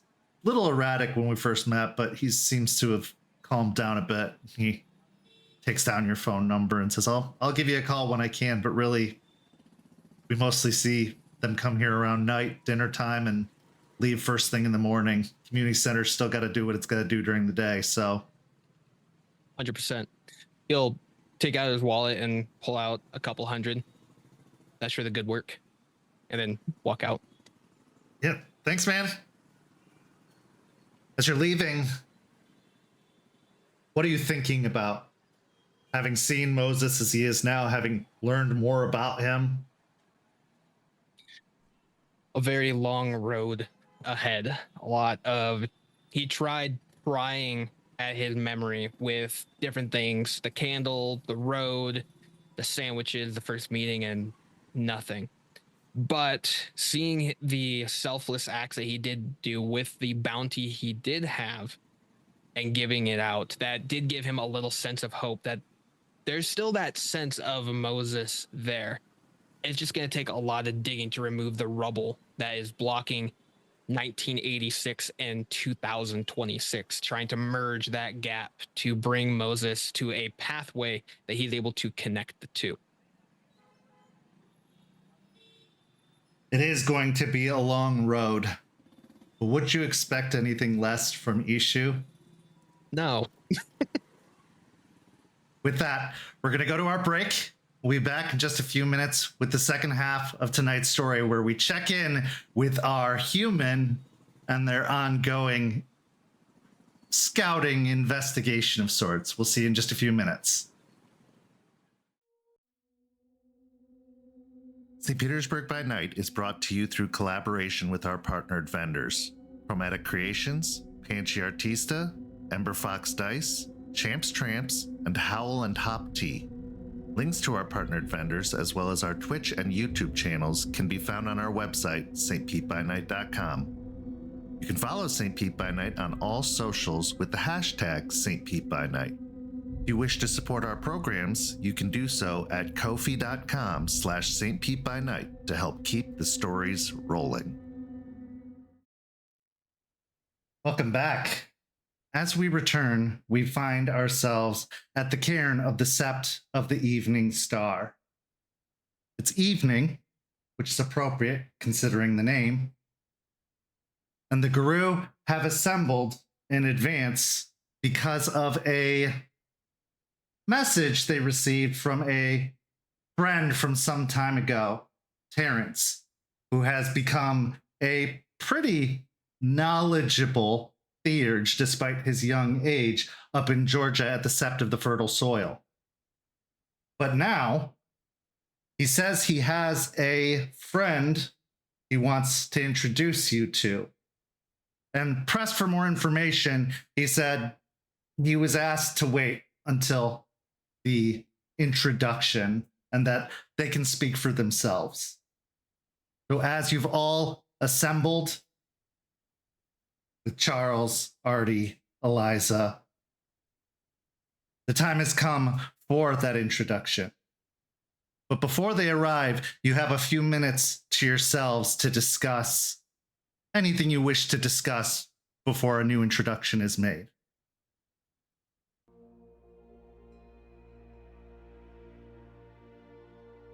So, any guesses on who's coming? Do you think it's something good, something bad, something different? Artie says, as far as I know, it's not like Terrance to be so fucking cryptic. So I'm not excited. That was my thought.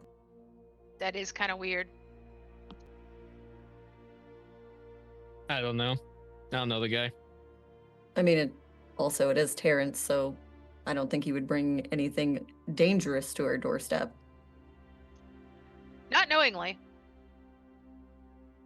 I'm guessing it's just one of those, they wanted it to be a surprise, or it's too hard to explain over text or something like that, but I have to assume that it's fine and safe.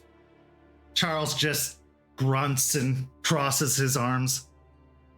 I forget people don't make phone calls anymore. We really have to find a new meeting spot for people. The cairn might as well have a revolving door on it. You could buy one. It needs electricity. Always increase security too.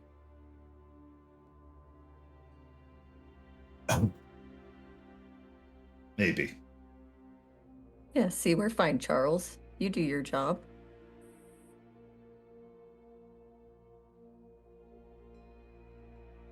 Yes. And you've got one less job now, so you're going to be extra doing the warder stuff. Good. I need to give a lot of my focus to that, apparently. It's been lax, and look what's happened. People keep walking in. Yeah. Or making deals with Banes. Don't get me started. Izzy, now you've been traveling with Terrance for a couple of days now, and it's been a really pleasant and fruitful experience. Food has been plentiful, most of it foraged. He comes back with apples and delicious herbs and all kinds of things provided by Gaia, which is not too unusual when you're around enough children of Gaia. They are so in tune with nature and the atmosphere. But then as you got closer to the city, you saw a mixture of emotions come upon Terrance. Excitement to be home as he started telling you about all of his favorite places to go and the things he would do, and telling stories of his life before becoming a guru. But then as he's told stories about Aiden and about this place, he got a little bit more solemn, a little bit more reverent. Eventually, he leads you to a large state park. And as you reach the edge of it, he looks to you and says, "Do you want to do the honors or should I?" I don't want to rob you of your homecoming, so... All right, well, why don't I start and you join me? And with I can do that. He gives a howl. And as it rings out, it's long and filled with so much emotion. All of those emotions that were just described, the excitement, the longing, a little bit of morose, it all shines through in an unmistakable howl to those within the cairn that Terrance has finally come home. As you join in the howl, give me a either wisdom or charisma and performance. What's my rage currently at? Oh, definitely a 2. Even though you have been talked down some, you know this is it. This is the moment. And you said it was wits and... Charisma or wisdom. Oh. If you have wisdom, any dots in wisdom. They're both 2, so... Yeah. It's all rage dice. 2 successes. Okay.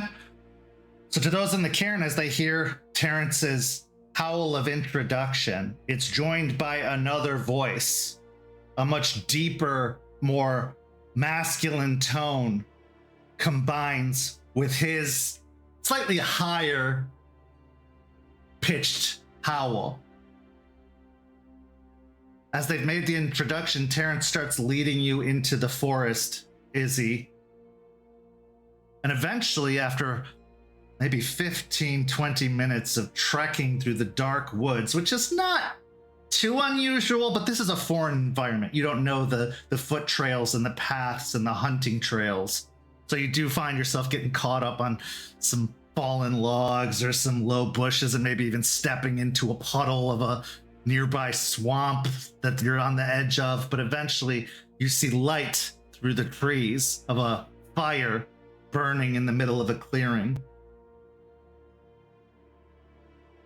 As you reach the edge of the clearing, Aspen, you see Terrance, and Izzy, I'm going to let you go ahead and describe yourself.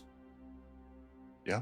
As Izzy steps into sort of the open, he has this moment where he sees people already present and attempts to tidy himself up. He has a bunch of like partial wilderness wear, partial gym attire that has been well worn. Definitely months and months of the Garu lifestyle have sort of eaten at the edges, faded bits of color here and there. And as he stands up to his about 6'3" height, he dusts off his unkempt hair and, with a heavy-set smile, attempts to stand behind the guiding Terrance, knowing that Terrance technically has the spotlight at this moment, so he is trying to be both presentable as well as non-threatening. Okay, so that's what you see as they enter the clearing. Terrance looks older somehow, despite the fact that he's only been away or the last time you saw him was maybe a little over a year ago. He just looks older and more experienced. He seems to be wearing traveler's clothes is the best way to describe it. And by traveler's clothes, I mean like a woven tunic and loose pants. Still got the tennis shoes, can't leave without those, but it looks like these clothes have been actually handmade back up at the cairn to the north. He's got a JanSport backpack basically over his back, and his hair is braided into rows atop his head, coming down in little tiny tails at the bottom, at the base of his neck. And he looks immediately towards Aspen with a big smile and says, May we enter? Of course. And she's gonna stretch her arms out for a hug. He starts walking in, giving Isidoro a smile before breaking into a full-on run to greet Aspen and Jester with the hug. Artie also excitedly kind of moves to meet Terrance. Go ahead.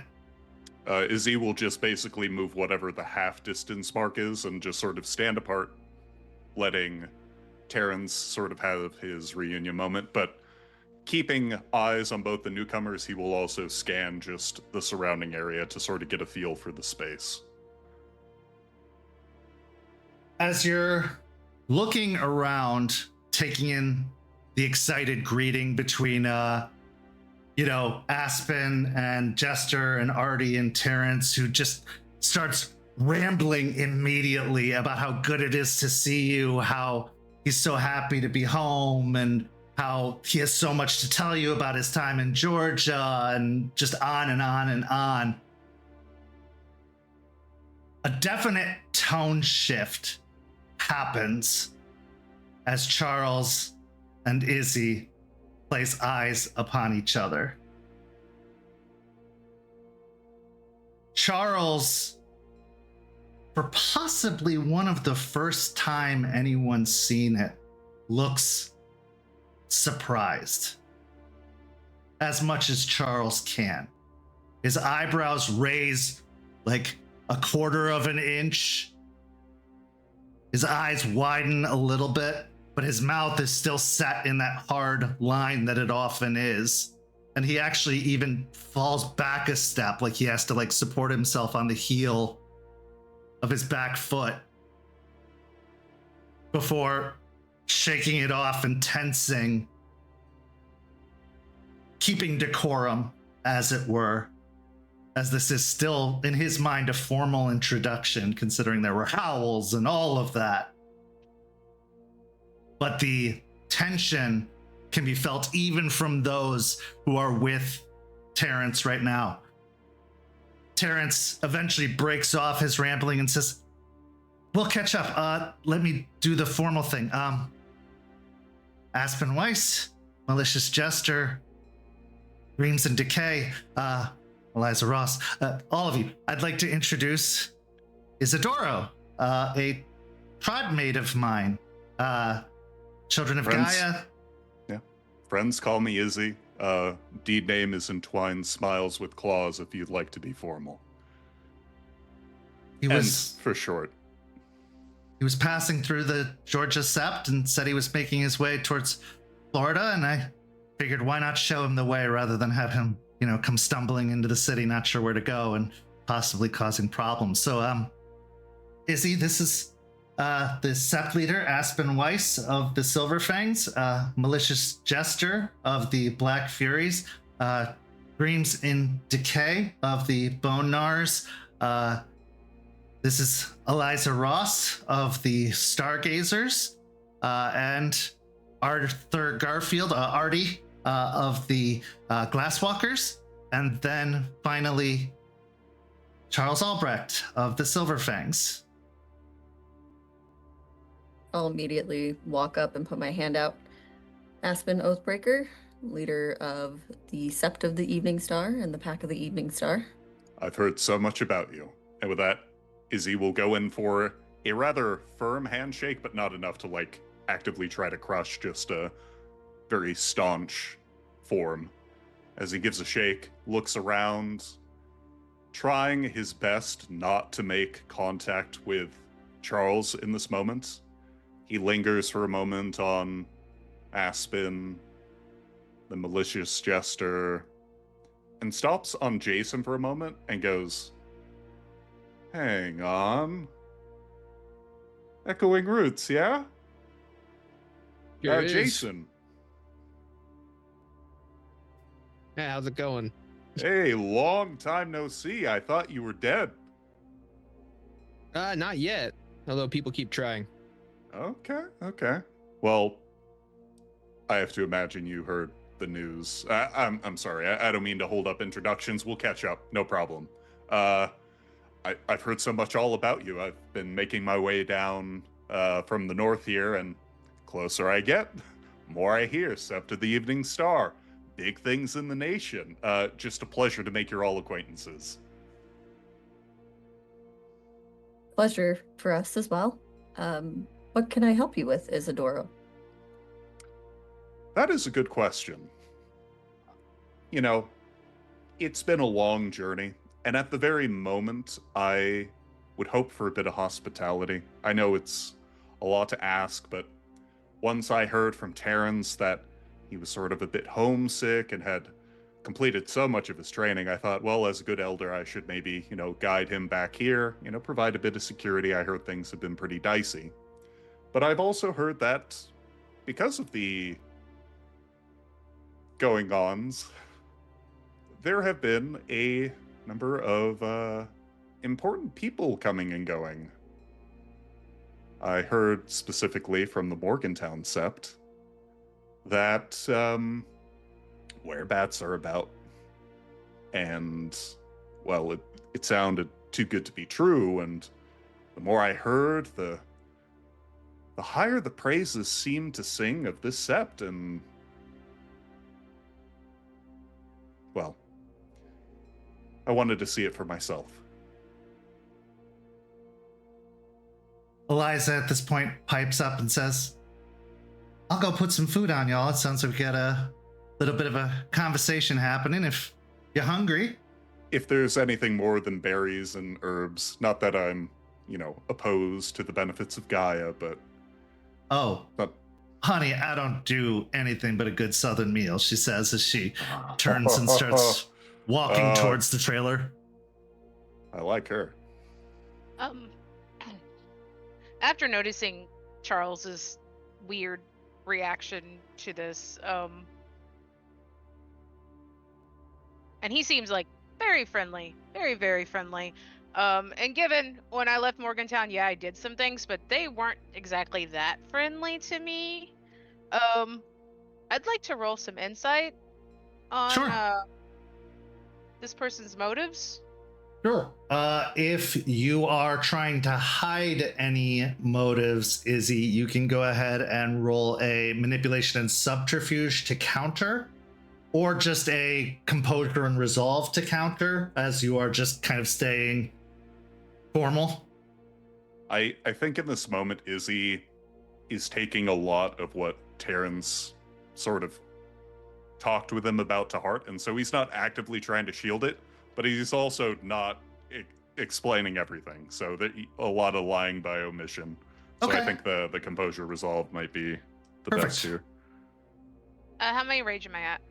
I would say just one at the moment, although seeing Charles may have edged you to two, but not quite. 2 successes. Okay. And we were all aware of Charles's demeanor. Yeah. 3 successes. When there's a shift with Charles, it's noticeable since he's usually just a statue existing nearby. It was enough to trigger everyone's senses that something had changed. With 3 successes, you get a pretty good read on Izzy. Izzy, what would she see or get a vibe from? There is the immediate, oh, you're being very friendly, but there is an immediate tension that is palpable, especially from Garu to Garu, of the smile is a bit more than mirth. It is the clenching of teeth, and something appears to be bubbling beneath Izzy. Okay. Would you like to sit down? Oh, sure. Long walk. You guys don't exactly have a road, but as far as seps go, I think that's pretty par for the course. Where would you like me to sit? She will point to a guest chair for Izzy because she is keeping the Child of Gaia chair for Terrance.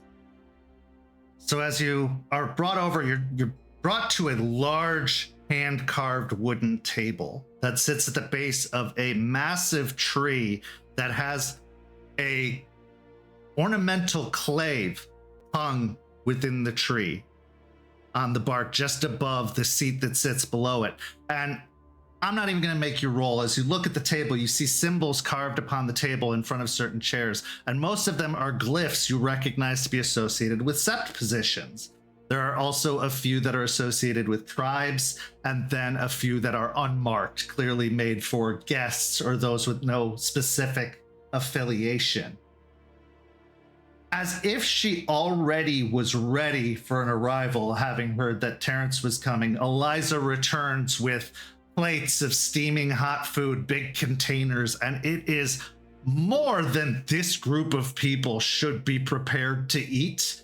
She cooked probably enough for 30 and starts bringing out these large platters and setting them down on the center of the table. I'll give her a hand because she's gonna have to make several trips. As everyone approaches their chairs, Charles doesn't move. He just remains stood, tense, and watching. But eventually, once the food is out, Eliza finds her seat and says, Isidoro, was it? Or Izzy? Which would you prefer? My friends call me Izzy, and if you wish to be formal and don't want to use my whole deed name. Oh, we're all friends here in my mind, Izzy, so, welcome. For you, Izzy, it is. It's good to see you, Terrance. Terrance, it's good to see you too, Eliza. It's been a while. How are you? Getting older by the day, she says. As Terrance, not acknowledging the obvious tension right out the gate, just starts digging in, also clearly very hungry and very excited for a home-cooked meal after a few days of travel. The scene is yours. Aspen's gonna look over at Terrance until she can make eye contact and kind of give him a look of like, you're gonna explain this later because this is strange. Nods and then looks over to Isidoro. So you came specifically because of what you've heard of us? Yeah, indeed. I've been on my own for a fair long while, and when rumors started going about, moots and such, and I heard that the Sept of the Evening Star had done a number of great things. A couple of people coming up from an area that had been more or less abandoned by the nation. I was wholly curious, so wanted to say hi. Well, we have plenty of stories, and I would love to Jester. hear them. Yeah, Jester is our... I've heard about Jester. Jester, you're quite the Garu. I mean, for one, Terror watch list.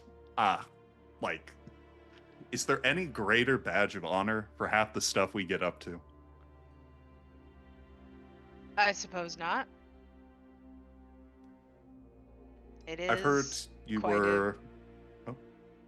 Interesting that it's still known about. Glance to Artie. He leans over to you and says, it would have been a while ago. That's old news. So I take it, look back to Izzy. So I take it, Izzy, you and Jace were in the same sept? Oh, I mean, I had come and gone from the Echoing Roots for a little while, but for the times I did come back with Piercing Moonrise Pack, I do remember catching glimpses of a little youngin' running around, deedless when I last saw him, but what was your deed name now, Jason? Dreams in Decay. Dreams in Decay. That is evocative. What brought that on? Well, Gaia, with her vast knowledge before I even had become a guru, was showing me glimpses of things to come, things that have happened. warnings in a way. And when I finally had gone through everything, I had my own version of a trial where the Rustborn, Denton and all of them, we went through an area where there was a several banes of corruption. And so, and we had pollution, bane of pollution, we had a bane of sorry, hard memories. Bane of pollution. We had a bane of addiction that we were dealing with. But prior to us going, I was given glimpses of how to stop them, ways for us to turn the tide before we even got there. All the dreams that I have, especially the ones of her, are ones that would terrify most, but they're all in decay. And there are ways to give warning for everyone to let them know of what is on the horizon for us. Well, dreams in decay. Jason, do you have a preference? No, I don't. I like either one. Okay. I'll say Jason then, because that's what I remember. It's good It to see you, sounds- though. Hmm? It's good to see you, though. It is, yeah. Especially after everything that happened with the Echoing Roots. Last I visited there, it was empty, and then I find out after the fact everything involving the Black Spiral Dancers. It's a lot. Go ahead, Aspen. Aspen kind of being put off by the first thing that Isidoro says about Jester is her being a terrorist. Kind of leans back in her chair. So you know specific things about us. Please let us know what you know. What have you heard about me? Kent. Yeah. Obviously, we role-played through 2 seps, but not necessarily every character PC info came up. What would I have gleaned about Aspen? So you would have learned that she is a lawyer for certain, but that she is untested and eager and far too young to be a leader, especially over a place as perilous as Tampa, and that it's probably going to gobble her up eventually. You've heard that she is, as her name dictates, an oathbreaker, as she had sacrificed a cairn that several of the nation had come together to help her build, and has yet to pay for it in any way, but was clearly dismissed of all charges at a faux trial held by Matthias Morningkill, and that she's a tragedy in the waiting. Upon being posed the question by Aspen, he will make eye contact with her before the grin falters a bit as he goes, I'm not very good at the etiquette of lies. So, Aspen. Before you can Oathbreaker. finish, Charles speaks up. How are you here? I'm sorry, Aspen. Is it customary for people not seated at the table to engage in conversation? I understand moots maybe have like a talking stick or something, but usually it's like, if you want to be part of the meet and greet, you have to gather around. No. Isidoro, answer the question. How are you here? I told you, friends call me Izzy. You can call me Ent. Ent?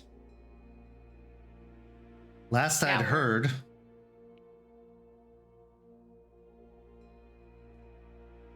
are you all right?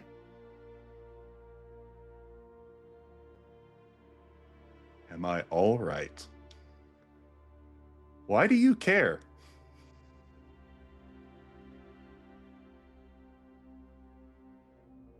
Charles clears his throat. taking that with as much grace as he possibly can.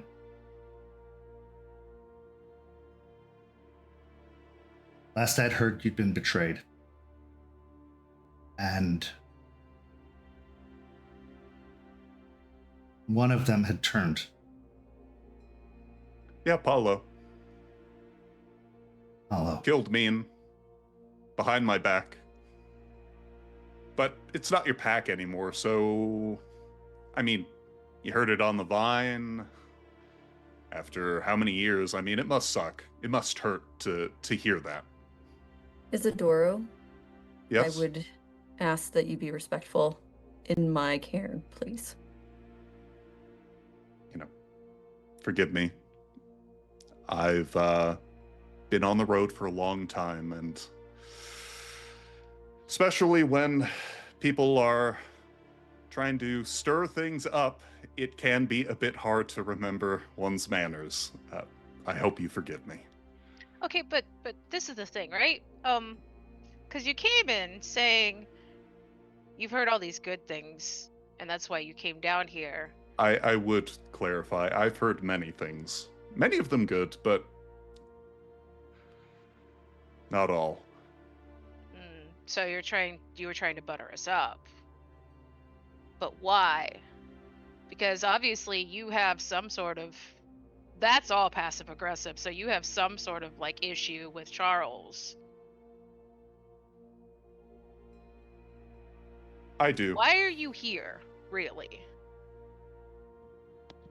Well,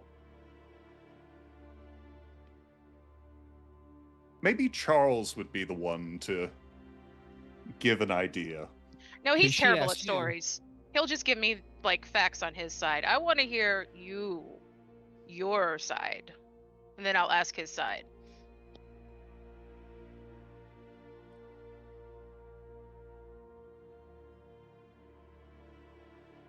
I think in this moment, Izzy is really weighing the reason he came here against what Terrance managed to convince him of, to sort of be more amicable and open.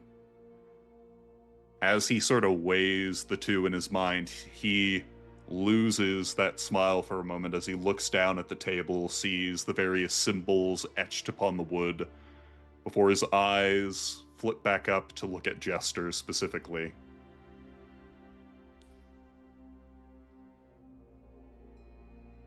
Well, I'm kind of a pariah, though at this point, and you'll have to forgive me for saying this, because this is stuff I've heard from other Garu. This appears to be a sept of pariahs. More ways than one. Offense not meant by that.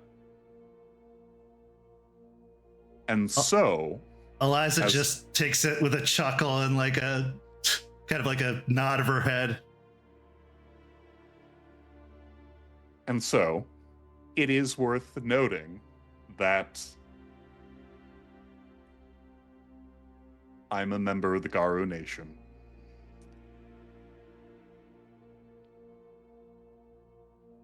And in order to preserve that which the nation values, I'm seeking something from that man over there.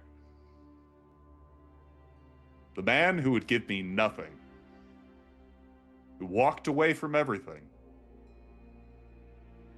just turned his back. And I'm glad he seems to have made his home here.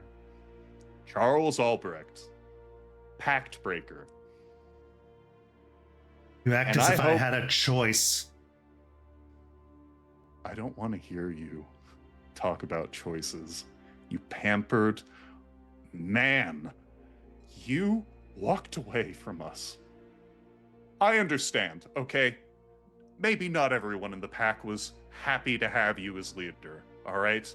Rapia, I know for a fact, hated your guts. Shadowlord, Silverfang, just name a more iconic antagonism. But Summer Song? Me? mean. You walked away. You took the...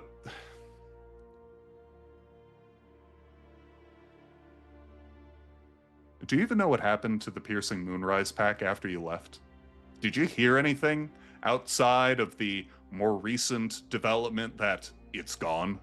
I never stopped listening. But they Oh. told me I couldn't contact you, that I was done with you, that I had to move on, but it's not that easy. Believe it or not, whatever they believed of me, I didn't want to go.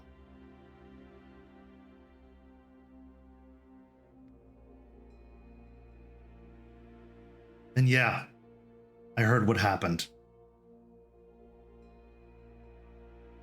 And in that moment, believe it or not, and I hated them for it. But you know how I was made, why I was made, what they made me do. Yeah. Yeah, I do. Which is why it's kind of hard to believe you right now when you say that you were always keeping an eye out. Why didn't you just say that? They would know if I tried to contact you. Oh, come on. They would know. So what is this then? We're not good enough for that, but this lovely sept is, huh?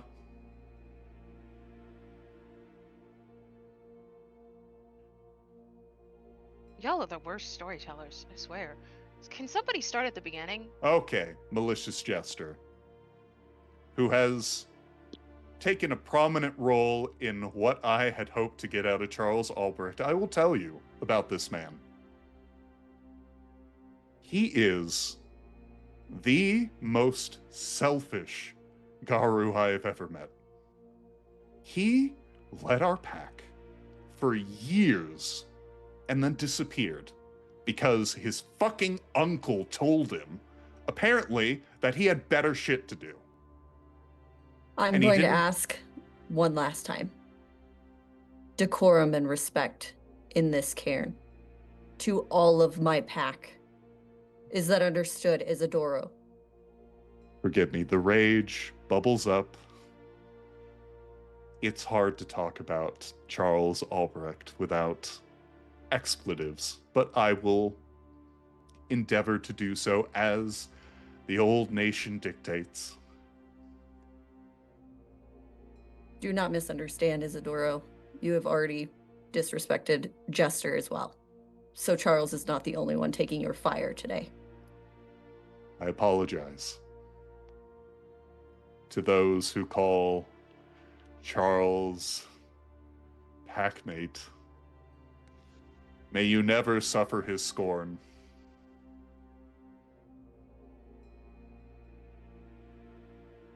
He's not wrong. I was young, brash, entitled. This was to be my debut to the Garou Nation.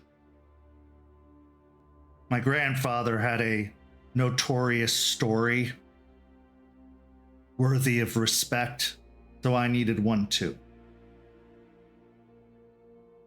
We were the hit squad, the cleaning crew, whatever they needed us to be. And I was to be their leader. Thrust upon them. But I was a Silverfang, I was used to that. I expected that.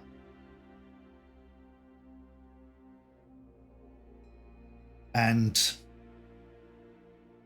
everything he says, he's not wrong. He's not wrong to be angry. He's not wrong to feel that way. He's not wrong to have a grievance with me. Say whatever you have to say to me, and I will take it. You deserve that much. But as Aspen said,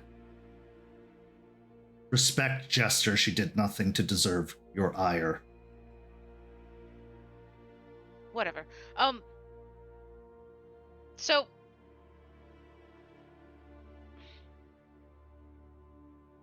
did you murder a packmate and then leave, or did you just leave? I was Like- taken and reassigned. Okay. But To here?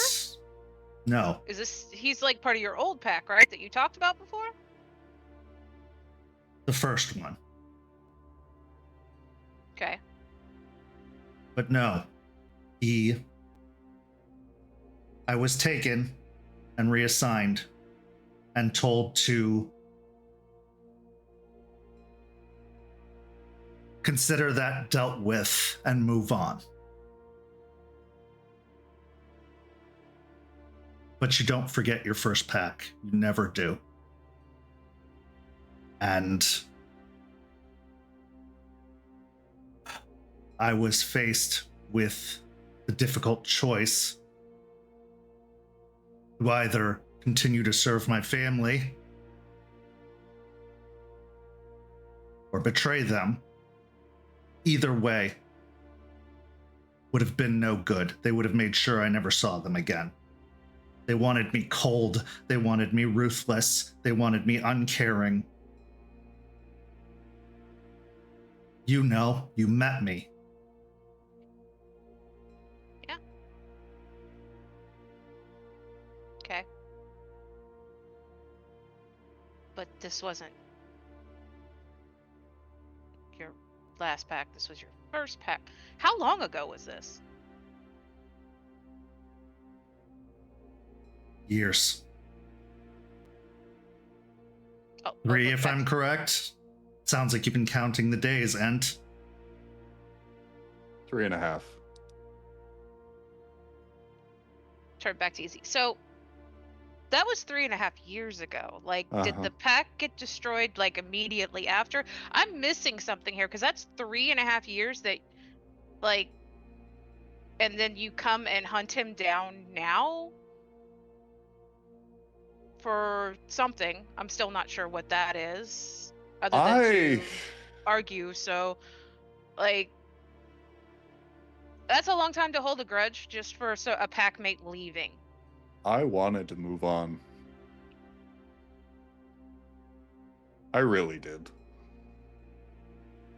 But when the Piercing Moonrise pack was made, and we spent years together, there is a certain expectation that is placed upon you by the nation.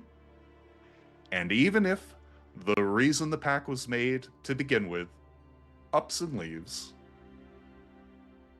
all of a sudden, your burden, all that support, all that glory, that renown, becomes ash. And it was slow at first, but it was insidious. Seeing the way every sept, every elder thought you something that was best to get rid of because Charles Albrecht wasn't the one leading. Charles, did you know that Duckhawk left as our pack patron, like immediately? We had to get a second one.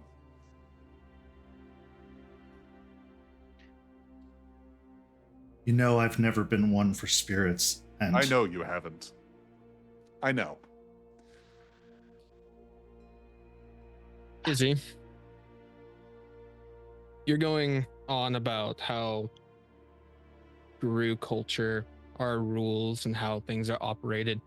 All I'm hearing is that you're upset that Charles left. If you were given a similar order to go do so, would you have not have followed it? Or would you have broken some of the rules and stayed behind?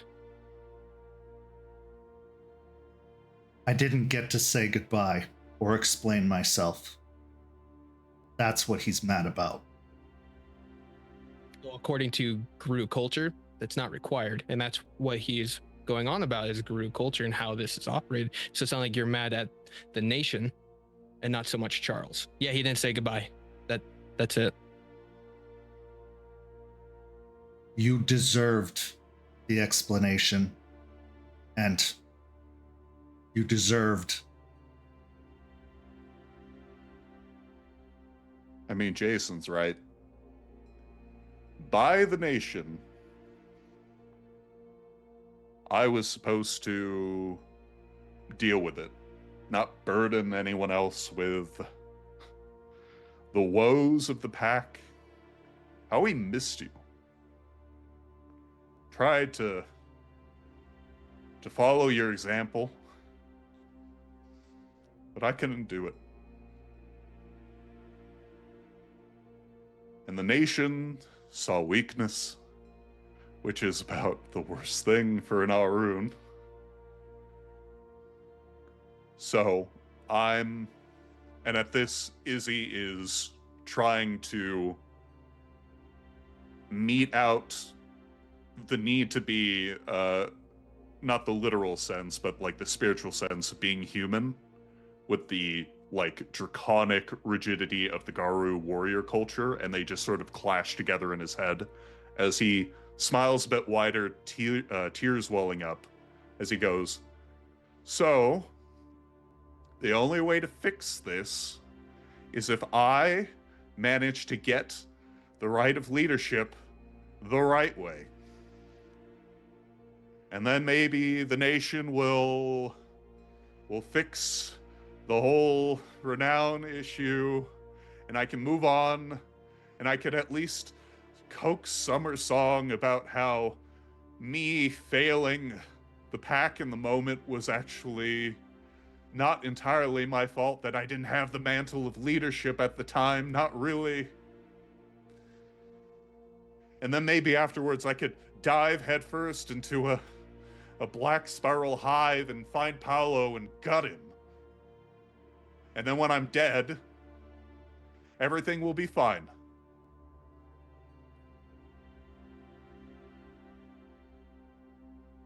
The nation is in shambles.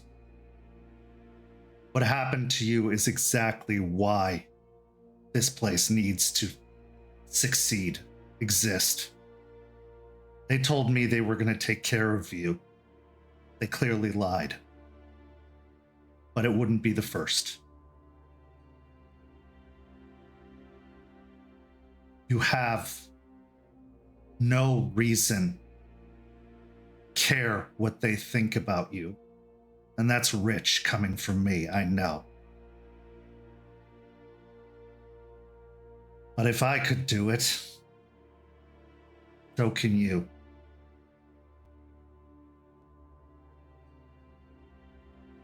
Brother,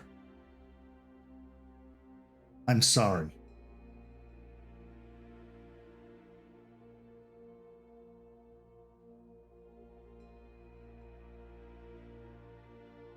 And at this, I would like Izzy to make some sort of roll.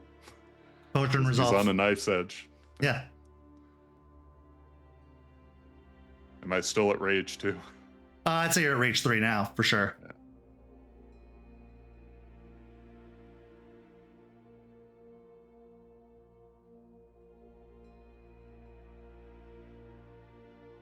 Two successes.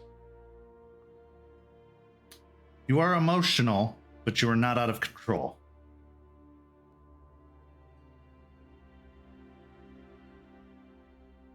As the rage threatens to boil up, there is this temporary moment where he feels his vision flux, the sort of like frenzy of a rage coming on before he pushes it back as he goes, okay.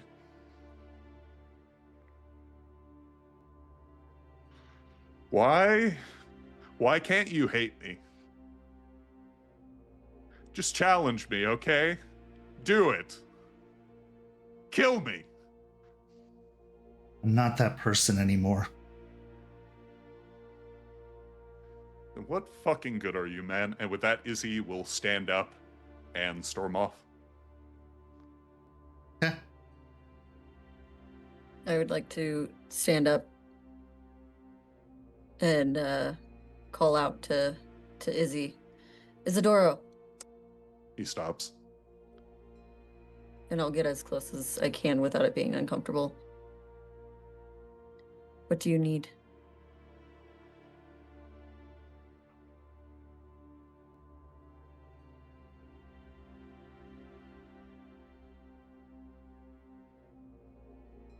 I feel like... No, I don't feel like it. I am. I am a defender of Gaia. I don't need help. We all need help.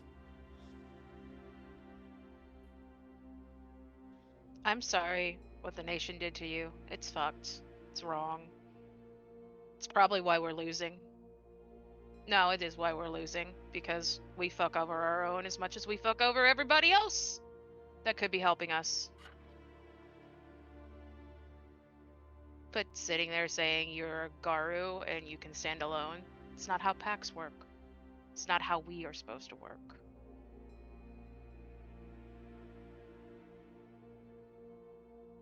What do you need?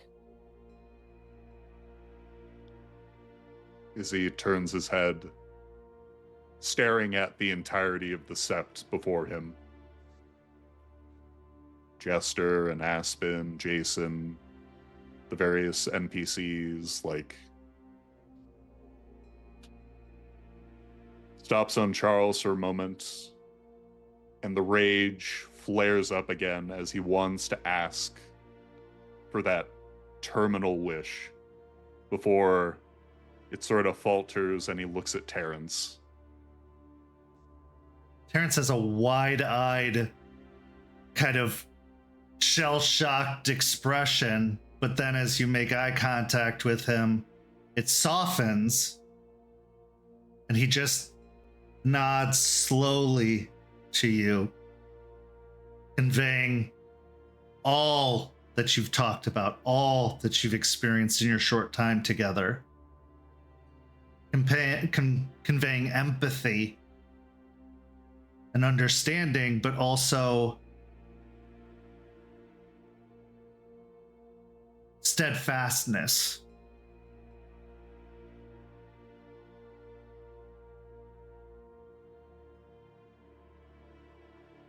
With that affirmation, for the first time since arriving, Izzy's gaze hardens with a bit of conviction as he turns once more to study Charles. And it is a look of disdain. Of, I came here for you, and you disappointed me. And I have to be over you. Before returning once more to Aspen and going, the nation doesn't want anything to do with me. And I'm good at one thing. And I think I want to let off some steam. If you have something you need killing, let me know. That's the funny thing about here, Isidoro. That's the old nation. They don't really have a say here. So if you want to be needed, you can be needed here. Terrance calls over. I'll stay too. I think I've learned enough to not be a complete liability. And I think Izzy needs a friend to make him feel safe. Well, now I have to stay, right? He has that effect on people.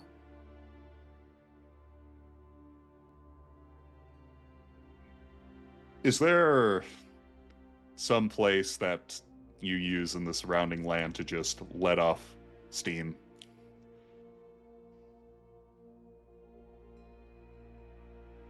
She'll go to look at Charles, but then turn her head and look at Jester, knowing that Charles is probably not the person to do that right now.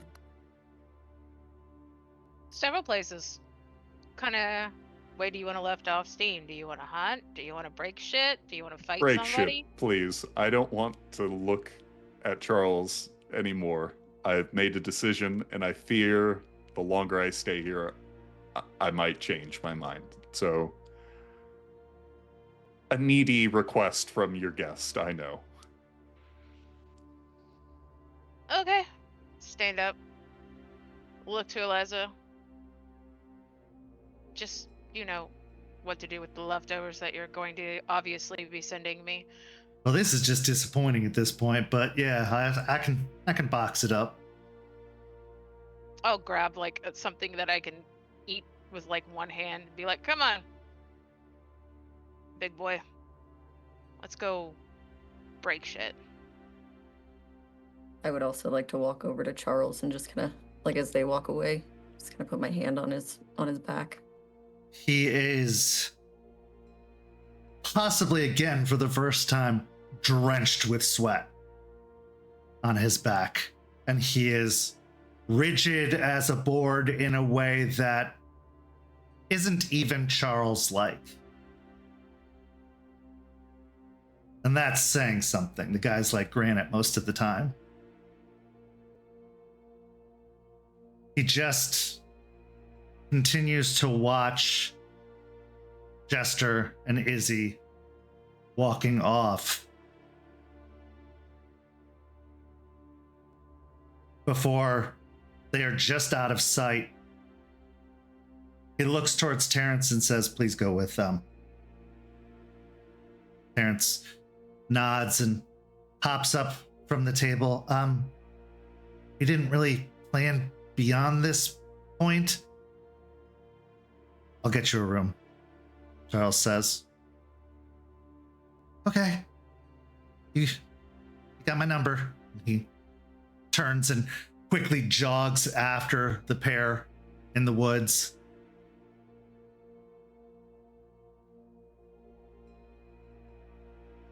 Expect the unexpected in Tampa. You came in looking for a fight. There's no saying that you won't get one, but it may come from the most unexpected place. A place of healing, a place of relaxing those tightly bound fists and letting that temporary soreness from holding on to a grudge for so long go.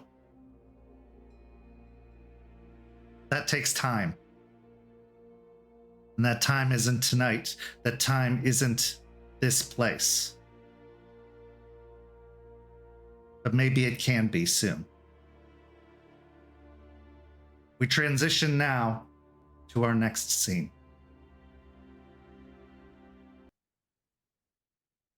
Murphy, you have been on quite a ride yourself. A journey towards learning, understanding, and hopefully profiting off of the company known as Ballard, Anderson, and Baitman. Now, after that rather quirky individual Tumbleweed that you met, you were told that there's a gang war of sorts happening in downtown and to be mindful and watch out. So you pick a great time to investigate, the middle of the day when the streets are crowded, where there's lots of noise and plenty of people to prevent anything from getting too out of hand, but also provide a perfect cover for you to scout out your quarry, Ballard, Anderson, and Baitman.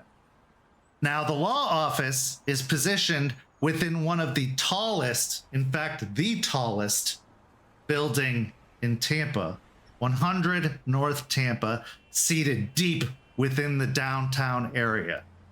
A structure, a marvel of glass and steel and stone that rises high into the sky And even after being battered by 2 hurricanes, it still stands defiant. You don't build up in Florida. The winds don't allow it. But those that stand in the face of all that, they are a marvel indeed. But right now, as you stand on the sidewalk looking up the tall, tall building, it looks like a mountain to climb, and you are the climber. What are you thinking in this moment, and what are you doing next? So Murphy has considered a few different plans and has settled on what, in the inexperienced mind of this youthful hacker, wannabe criminal revolutionary, is the coolest plan. And so, staring up, chewing on gum as cars pass by and the crowds walk, Murphy's thinking to themselves, it's the most like stylistic of all the buildings. It almost has a gothic look to it. Go wonder that'd be where the bad guys would be. And what Murphy's done is Murphy has gotten a few things prepared. And so the nearest gym Murphy has signed up for on a discount, pulling some codes online, and has positioned in one of their lockers a bag with a change of 3 or 4 different outfits. And what Murphy's going to do is Murphy's going to spend the day watching people come and go. Murphy has this vision and is looking for a either lowly paid or unpaid intern who looks like they're probably fresh-faced to this law firm, who has to run coffee and moves quick, but has enough aspiration to also stop at the gym before or after their day at this office. So the plan is Murphy's going to watch and pick up any details on security. What kinds of people do they let in? Do they use badges? How do they get in the building? Who sits at the front desk all day? When do they switch? And also keep an eye on when people leaving enter that nearby gym that Murphy has established an easy way into. I've also prepared on my phone a quick app that'll let me clone a badge so that I can get to work on creating my own fake to get into the building after I see that person drop their bag off and start hitting weights. Okay. So Murphy's got a plan. That is a plan indeed. Let's start with a wits and investigation to see what information you can glean from just looking at the place, studying the place, and watching it for the day. That's 2 successes on 4 dice. So it's a very busy location. Lots of people coming to and fro. And in fact, the law office isn't the only business in this building. There's art dealers. There's a complete technology firm. It is a well-trafficked location. And from what you can see, there is a lobby area with a security desk and a bank of elevators behind the security desk. It seems that those do need a badge to swipe at the security desk to be allowed to access the bank of elevators. However, it looks like there's also another set of elevators used for guests or business people going to certain businesses, but you're pretty sure they have to check in at the security desk first, giving their name, their reason for business, and receive a visitor's badge in order to go up to those businesses. There is a doorman that minds the door, letting people in and out, dressed in a sharp suit. You can tell that they are private security. They even have an earpiece in their ear. And from your guess, they're probably armed, but you can't say for certain. This is a well-fueled operation that goes here. It is sharp, it is shiny, it is precise. But through some watching, you do see employees come and go from their various businesses, and you're not quite able to pick out who's a lawyer and who's not, who works at the law firm necessarily, because even harried individuals, interns, can work at an art dealership or something like that. So it's really hard to pinpoint for sure. However, it does look like occasionally someone leaving the building does, with a gym bag over their shoulder, head over to the gym. So as you follow behind, heading into the gym yourself and getting into the locker room, you see them do their locker comm. You're not able to quite catch the numbers, as it is pretty obscured. Everyone's so paranoid about safety these days, but they do open the locker, change into some gym clothes, putting their nicer wear away, folding it as best as possible before shoving it into the locker and closing it.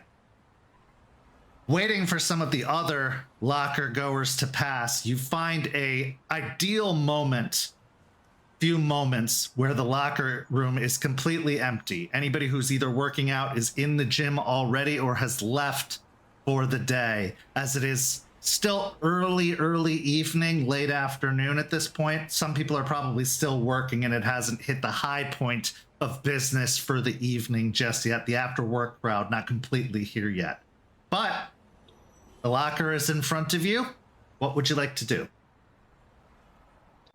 Thanking the information age for its bounty, Murphy has pulled up in the meantime and is listening on their earbud to a video about how to crack a master lock in less than 30 seconds. And is watching this video and scrolling back and has got an idea of how it's going to be done before rolling up to the locker and giving it a shot as soon as it's clear. Give me a dex and larceny.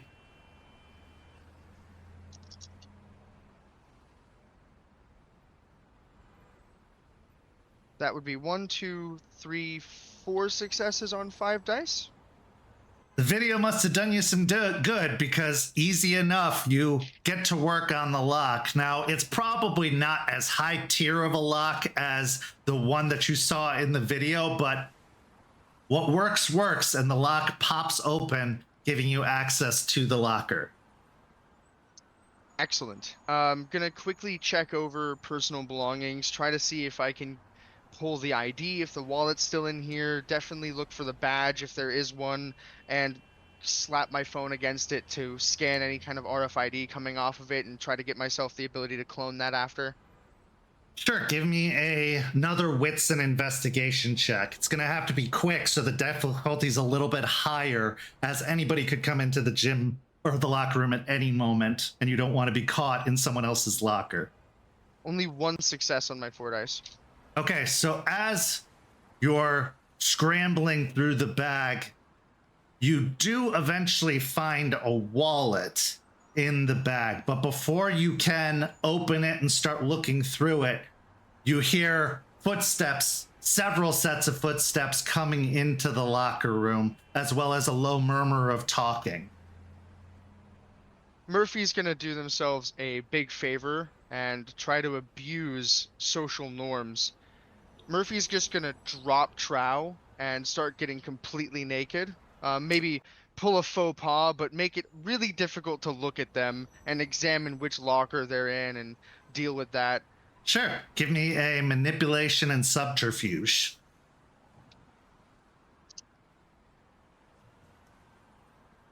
Really good roll. I got a 1 on 1 die, but I don't think that has any effect. And I got 2 10s. Okay. So that would be 4 plus the 9 and 7, so 6 successes. Perfect. So easy enough. You go about business as usual, maybe making things even a little bit awkward to the point that they quickly move their way past you further into the locker room, around a corner to another bank of lockers nearby. You hear a little bit of maybe like murmuring or snickering, being like, did you see that fucking guy? But you've bought yourself the time you need to go through. You can either take the whole wallet with you to wrap this up quickly, or you can search through it if you'd like.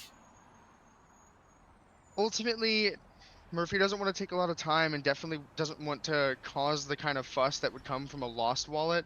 So just gonna slip the ID out, take a quick picture of it, try to get the RFID off the badge itself, and anything else of note, take a mental note of, but trying to slip everything back into the bag so it convincingly looks like it wasn't messed with.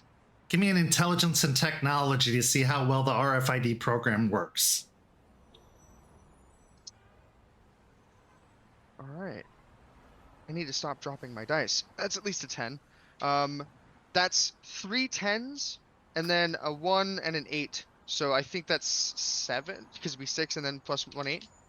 Yeah, no problem. It works like a charm. You get the confirmation on the phone saying that it's been scanned and cloned. You do get the photo of the ID, and everything seems to have worked exactly as you wanted it to. So putting the wallet back in the bag, shove it into the locker, redo the lock, get yourself dressed, and you're set to go. Murphy's now going to follow up on the second part of the plan, which would be to move pretty quickly, and is going to, on their phone, they start to play some synth pop, grab their stuff, move out of the gym, and they're going to walk to the nearest place they can buy a rental suit for the day and pick up like a messenger bag and pull the part of a convincing intern with a handful of coffee to boot. Getting all dressed up, done up. I'm going to keep your successes from your subterfuge to make a very convincing disguise. And just as you're ready to go, bag on your shoulder, everything good to go. Everything seems like it will be convincing enough. The ID definitely didn't look anything like you, but you're not positive they're going to have any way of knowing who's going in or coming out, so this should be convincing enough in your mind. Yeah, and Murphy's plan here is really just hit fast, and this will be towards the end of the day. So if Murphy can time it right, it's right when a couple of people are walking in the building and are going to be getting towards those elevators. Murphy's going to approach with coffee in hand, pulling towards like a badge, but also holding the phone like there's too much going on, and then using the phone to trigger the RFID instead of the not actual badge in their hand, sort of struggling to carry the coffee and begging for someone to help them as they get the door, moving into a crowd rather than letting them be the only one at that one moment. So you find a good crew getting ready to go into the building. You catch up to the back and start to make your way in, and suddenly you get tugged on the back of your suit jacket, pulling you back out of the crowd and onto the street as a voice says, "I wouldn't do that, buddy. Oh, excuse me, I'm sorry, what? I wouldn't go in there if I were you." As you turn, you see a young man, maybe 20, 21 years old, with blonde hair, a sandy blonde hair, and he is muscular, like very, very muscular. He's wearing a jean jacket and a t-shirt for some kind of heavy metal band or something, Bad Wolves underneath his jacket. He's wearing very tight jeans and sneakers, and he's got a very like intense gaze to him, an almost predatory gaze to him as he looks upon you, and he says, "They're gonna know."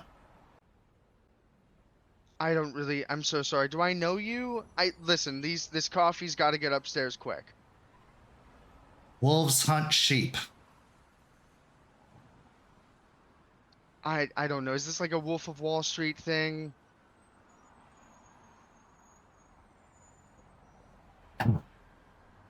It's not Friday, buddy. Nobody's going to believe that you belong here.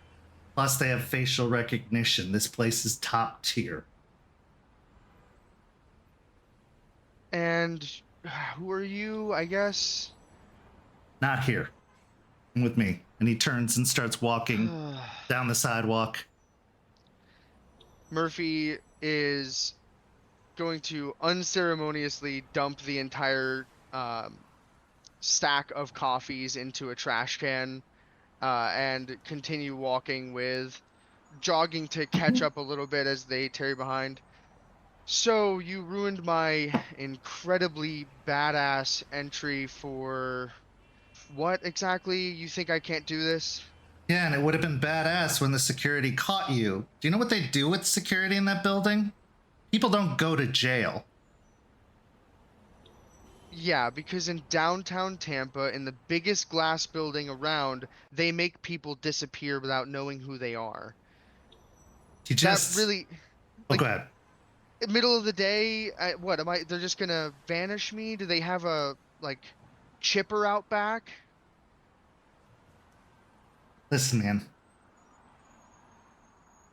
I'm part of a group that's been looking into this place for a while, and I can tell you people have gone missing. And it's usually the people nobody notices, like yourself. I'm not saying this to be weird or creepy or anything like that. I'm trying to protect you, believe it or not, because I think you're on to something. But this isn't the way about it. I don't know. I think it was gonna work pretty good. I had it all planned out, and I have this, and I pull out like a paper, and it's like an environmental group, and like, listen, these guys go up to bat for some pretty shitty companies. They were gonna think I was some kind of protester who tried to slip through security. Like, nothing bad was gonna happen, even if I got caught. They It were was just gonna think I going was up to to no good. happen. You don't get this place. It isn't like a run-of-the-mill office building, okay? The people here...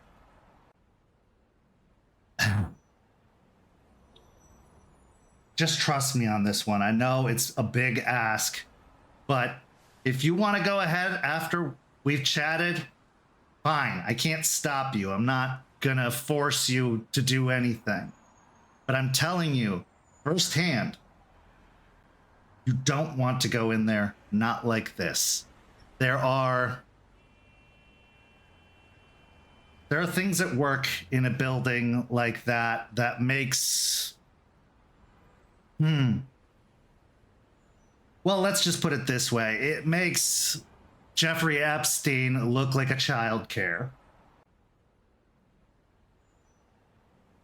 Okay, so they're really, really bad guys.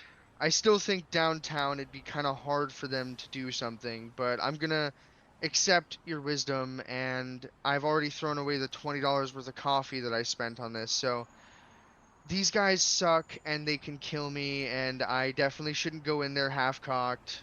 Message received. Who are you, and how can you get me in there or figure this next step out? Because that was kind of like my whole thing. I totally get it, and I promise I'll make it up to you. My name is Kyle. I'm part of a group of friends that are very much interested in knocking down the people who need to be knocked down a peg.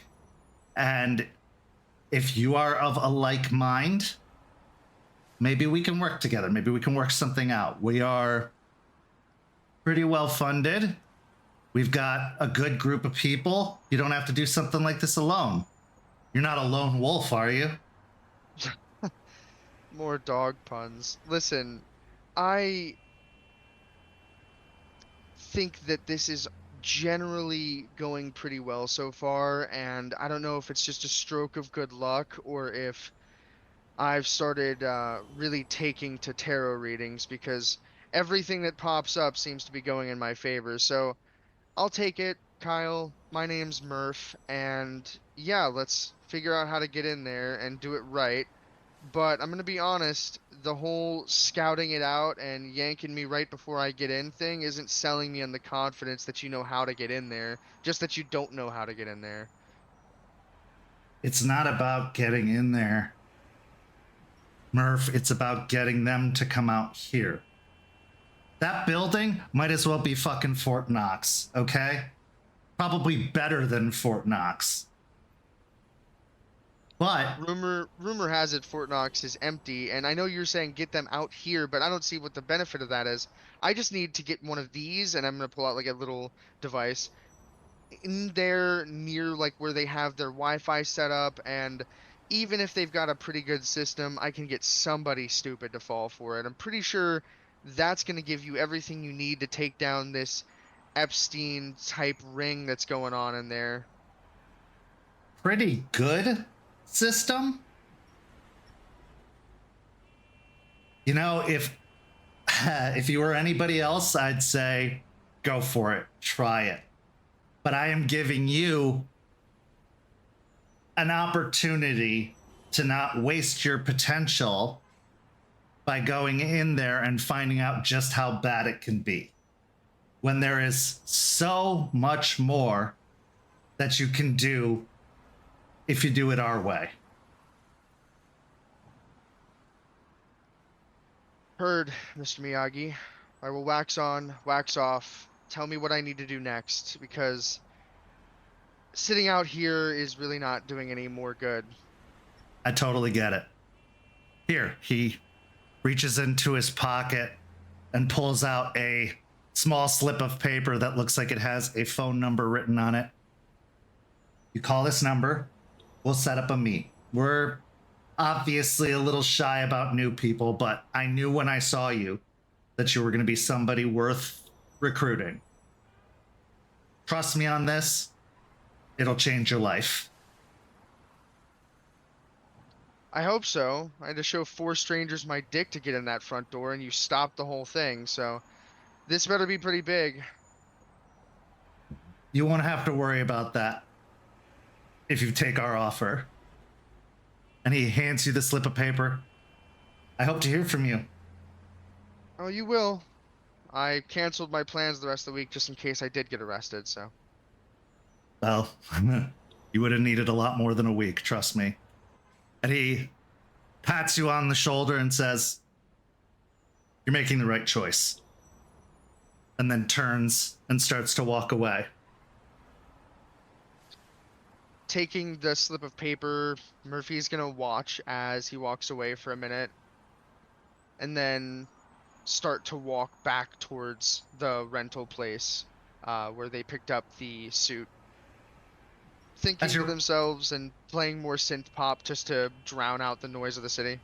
Give me a wits and awareness check as you watch him depart. Awareness, there it is. Only 1 success on 5 dice. Yeah, he just disappears from sight, eventually blending into the crowd that's walking down the sidewalk. You go return the suit to the shop that you bought it from, making sure not to waste the money of keeping it. And as you return home with that slip of paper in possession, what's going through your mind about this entire encounter today? Murphy has had now probably the better part of an hour on this walk and returning and gathering up their bag again to consider that there's a pretty good chance they were walking into a meat grinder, that maybe the bravado was unfounded, and there's probably a couple of moments of spiking panic as Murphy's wondering, like, this is pretty serious, I guess. I, thought that these guys were probably just run-of-the-mill shitty lawyers and taking them down was more symbolic than anything, but these guys aren't entropy, they're the real nasty type, and Murphy's wondering just how much more luck they have, considering the fortune of bumping into 2, or at least maybe now 3, almost guardian angel types, very friendly and not having fallen for anything really bad kind of traps. Mulling that over, Murphy's going to make a few phone calls and plan to waste the rest of the evening after that setup for that meet, playing video games and eating cheap pizza to get their mind off of it. Give me a quick wits and insight before we move on. 1 success on 4 dice. As you're thinking about the encounters that you've had over the past few days, you truly are lucky, because revolution isn't easy. If it burns hot and it burns fast, it goes out. Something your parents always said, especially your father. But it's also very convenient. Maybe too convenient. But you won't know until you discover more. And with that, we move on to our final scene of the evening. Jester, you have had a lot on your plate this past couple of days. The arrival of someone from Charles's past that seemingly unnerved him to his core. It's a lot. The return of Terrance, which is a good thing, but also what did he bring with him? And what kind of trouble is that going to cause? But amidst all of that, there's that nagging reminder in the back of your head. Gibbous, Ravenclaw. You were tasked with reaching out and trying to make inroads, but you also just find yourself missing them in times like this, no matter how much you've left on not the best of terms. You've tried to call several times in the past. No answer. Voicemail, inbox full. But you think maybe one last try. For now, at least. You pick up the phone.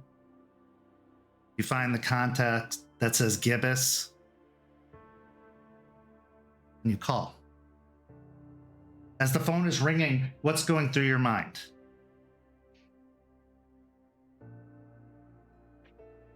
Kind of just, she's probably not going to answer. I should probably hang up now. One more ring. Two more rings. Just as that ring, that final ring, you've sworn to yourself, this is it, you're going to hang up. Phone picks up. Jester? Hi. Hey, sorry. You know how Raven can be. She's been very protectory, you know, big shiny armor, but I couldn't let you keep calling and not answer. How are you? Is everything okay? Yeah, I'm okay. I mean, a lot's happened since. How are you? I heard you weren't so great the last time I actually talked to Raven, but like, are things gotten better? It was off for a little while. I was a little bit depressed, but that's the risk with these things, right? That's a risk we have to take to keep things going. I'm okay, Jess, I promise you. She's just so overprotective. Sometimes it feels suffocating, but I don't think I'd have her any other way. Yeah, hey, I'm sorry for what happened to you. I never got a chance to say it. Thank you, Jess, but that's really not necessary. I was there for you, to support you. And whatever decisions had to be made to do what was done, I'm sure it was made with the best intentions. I know that anywhere you are is gonna be a good place. And if it's not a good place, it's gonna do everything in its power to become a good place. And sometimes you gotta break a few eggs to make an omelet. I mean, we're trying, but I don't want you to be the eggs that are broken. It was like a migraine for a few days, and then I just felt drained for a while, but I'm better. I'm okay. I'm okay. And I don't think you were discarding us. I think you're young. Despite your, 6 years now of being a guru? Yeah, I remember. You're still figuring it out, and you're figuring it out in the most unusual of circumstances. You don't have elders there to lead the way. You don't have tradition but that's what makes it important. That's what makes it special. I wouldn't be lying to say that I kind of think it's better, honestly. Some of those traditions, I think, are really harmful to us. No, they're really harmful to us. Yeah, I know. And Raven is very much about the traditions. You remember, she was live or die by the nation. And as much as I've softly tried to impress upon her, there isn't a nation to live by anymore. It's just a bunch of fractured groups thinking that they know best, and it's tearing us all apart. I know you're right. And I know we need something to unify behind, but you know her. If I don't support her, it hurts her. And she'll take what I say, but she takes it with the biggest grain of salt. She's not forcing me to support her or anything crazy like that. If anything, I feel like she could extend a little bit of the gentleness she shows me to the others from time to time. But when there's no machine to fight, nothing to rebel against, you find something to rebel against, even if it's the thing you shouldn't. The power to take down the rising empire in her mind that you are becoming. And yeah, when she saw that it hit her at home, the place she feels the most protective of and safe, well, threw her off really bad. We're not much of an empire. Well, I know that. I couldn't see you being part of an empire.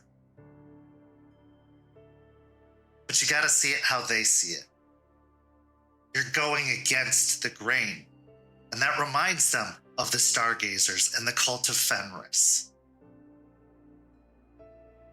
To them, you're no different.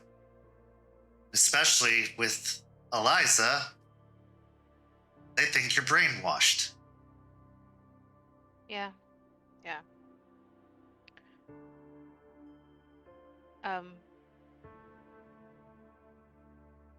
On kind of that discussion,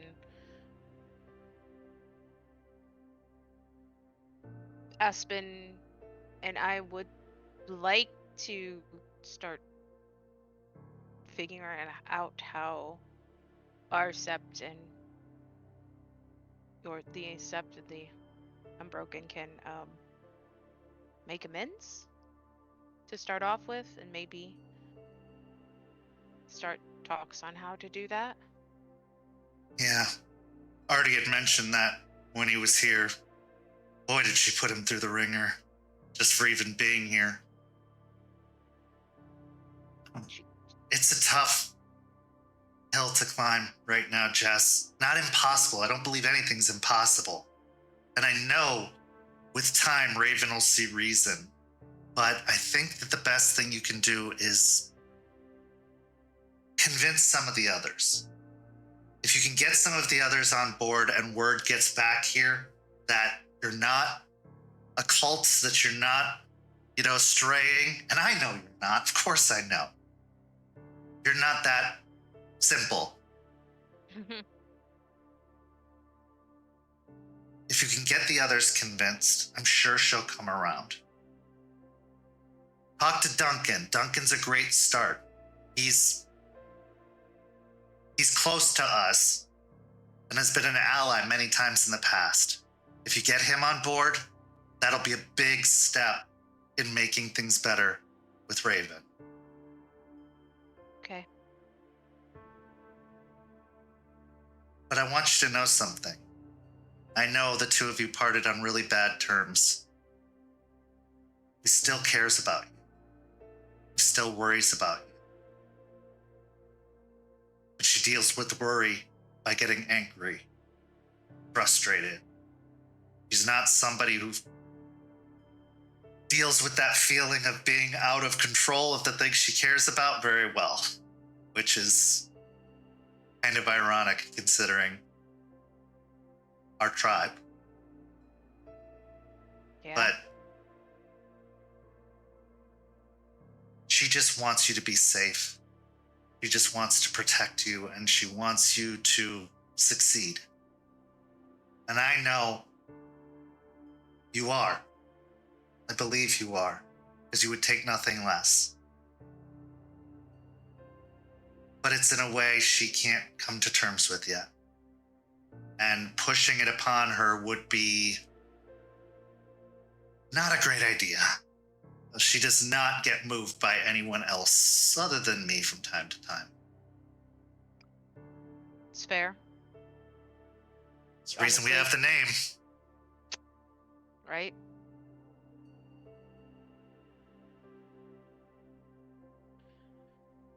Okay. Give I me will- something good. Tell me about you. Tell me what amazing things you're doing or how you're staying happy amidst all this terrible, terrible existence. I mean, there's a lot of both, I guess. I stare at the phone for a second.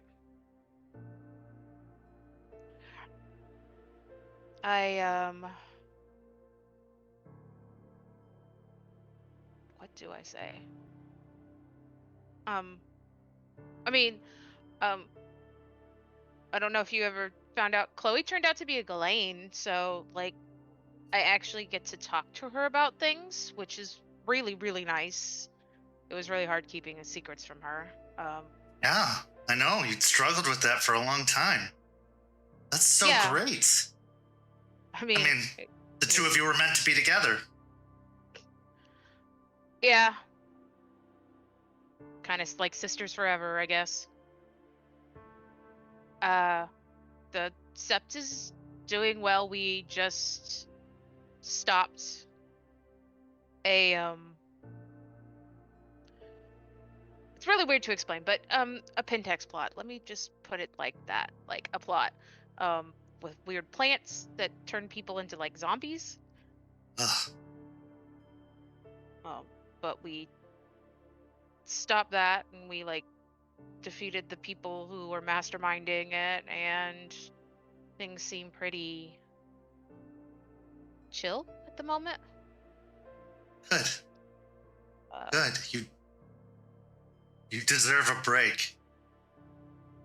I pay attention to what's going on down there as best as I can. News is slow to get up this far north, but I know when they say that, you're all being heretical terrorists, that means you're doing the right thing. You're doing the good thing. Because you're right. Maybe. This needs to be shaken up. And if there's anyone who can do it and lead the charge on it, it's my Jester. You have a lot of faith in me. Oh, I know. It's not misplaced, Jess. Never has been. You need to have the same kind of faith in you. Because you are amazing and capable of incredible things. Thanks. I really miss talking with you, and it's kind of hard to talk about everything on the phone. There's so much we have to talk about, like... Well, Raven was for the beatings, I was for the nurturing. That's our dynamic. Yeah. But I have so many stories to share with you, and it's really frustrating that I can't see you and tell you them. You hear some shuffling on the other end of the line before she says, "And you will, again, real soon. But I'm so sorry, sweetie. I have to go. I love you so much, and keep calling. Don't give up." Okay. With that, the phone hangs up. As you stare at your cell phone, even though the call was only a few minutes compared to countless times you tried, and the countless times you didn't, out of guilt or anger or frustration,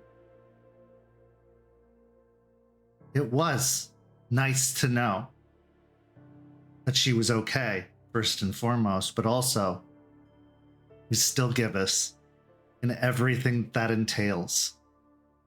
And maybe, just maybe, there's hope for the new nation yet. You just gotta crack that gigantic Amazonian-sized boulder that is Ravenclaw. And that is not going to be easy. With that, our story comes to a close this evening. But of course, not without one last theme.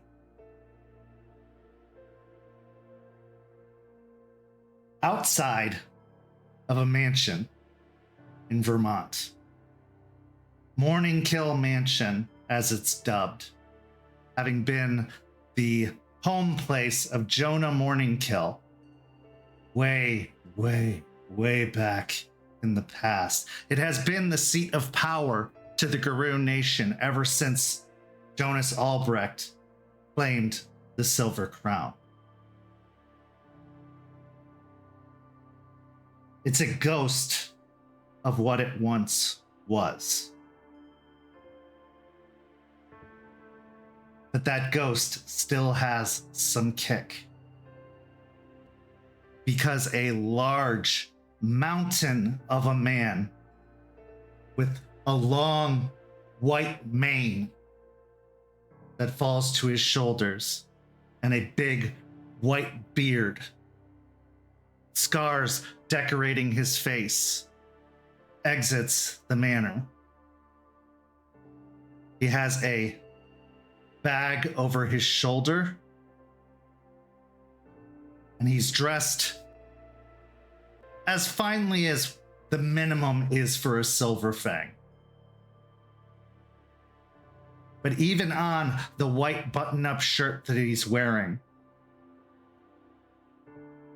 a few flecks of blood can be seen upon the shirt, dried, long dried, and brown.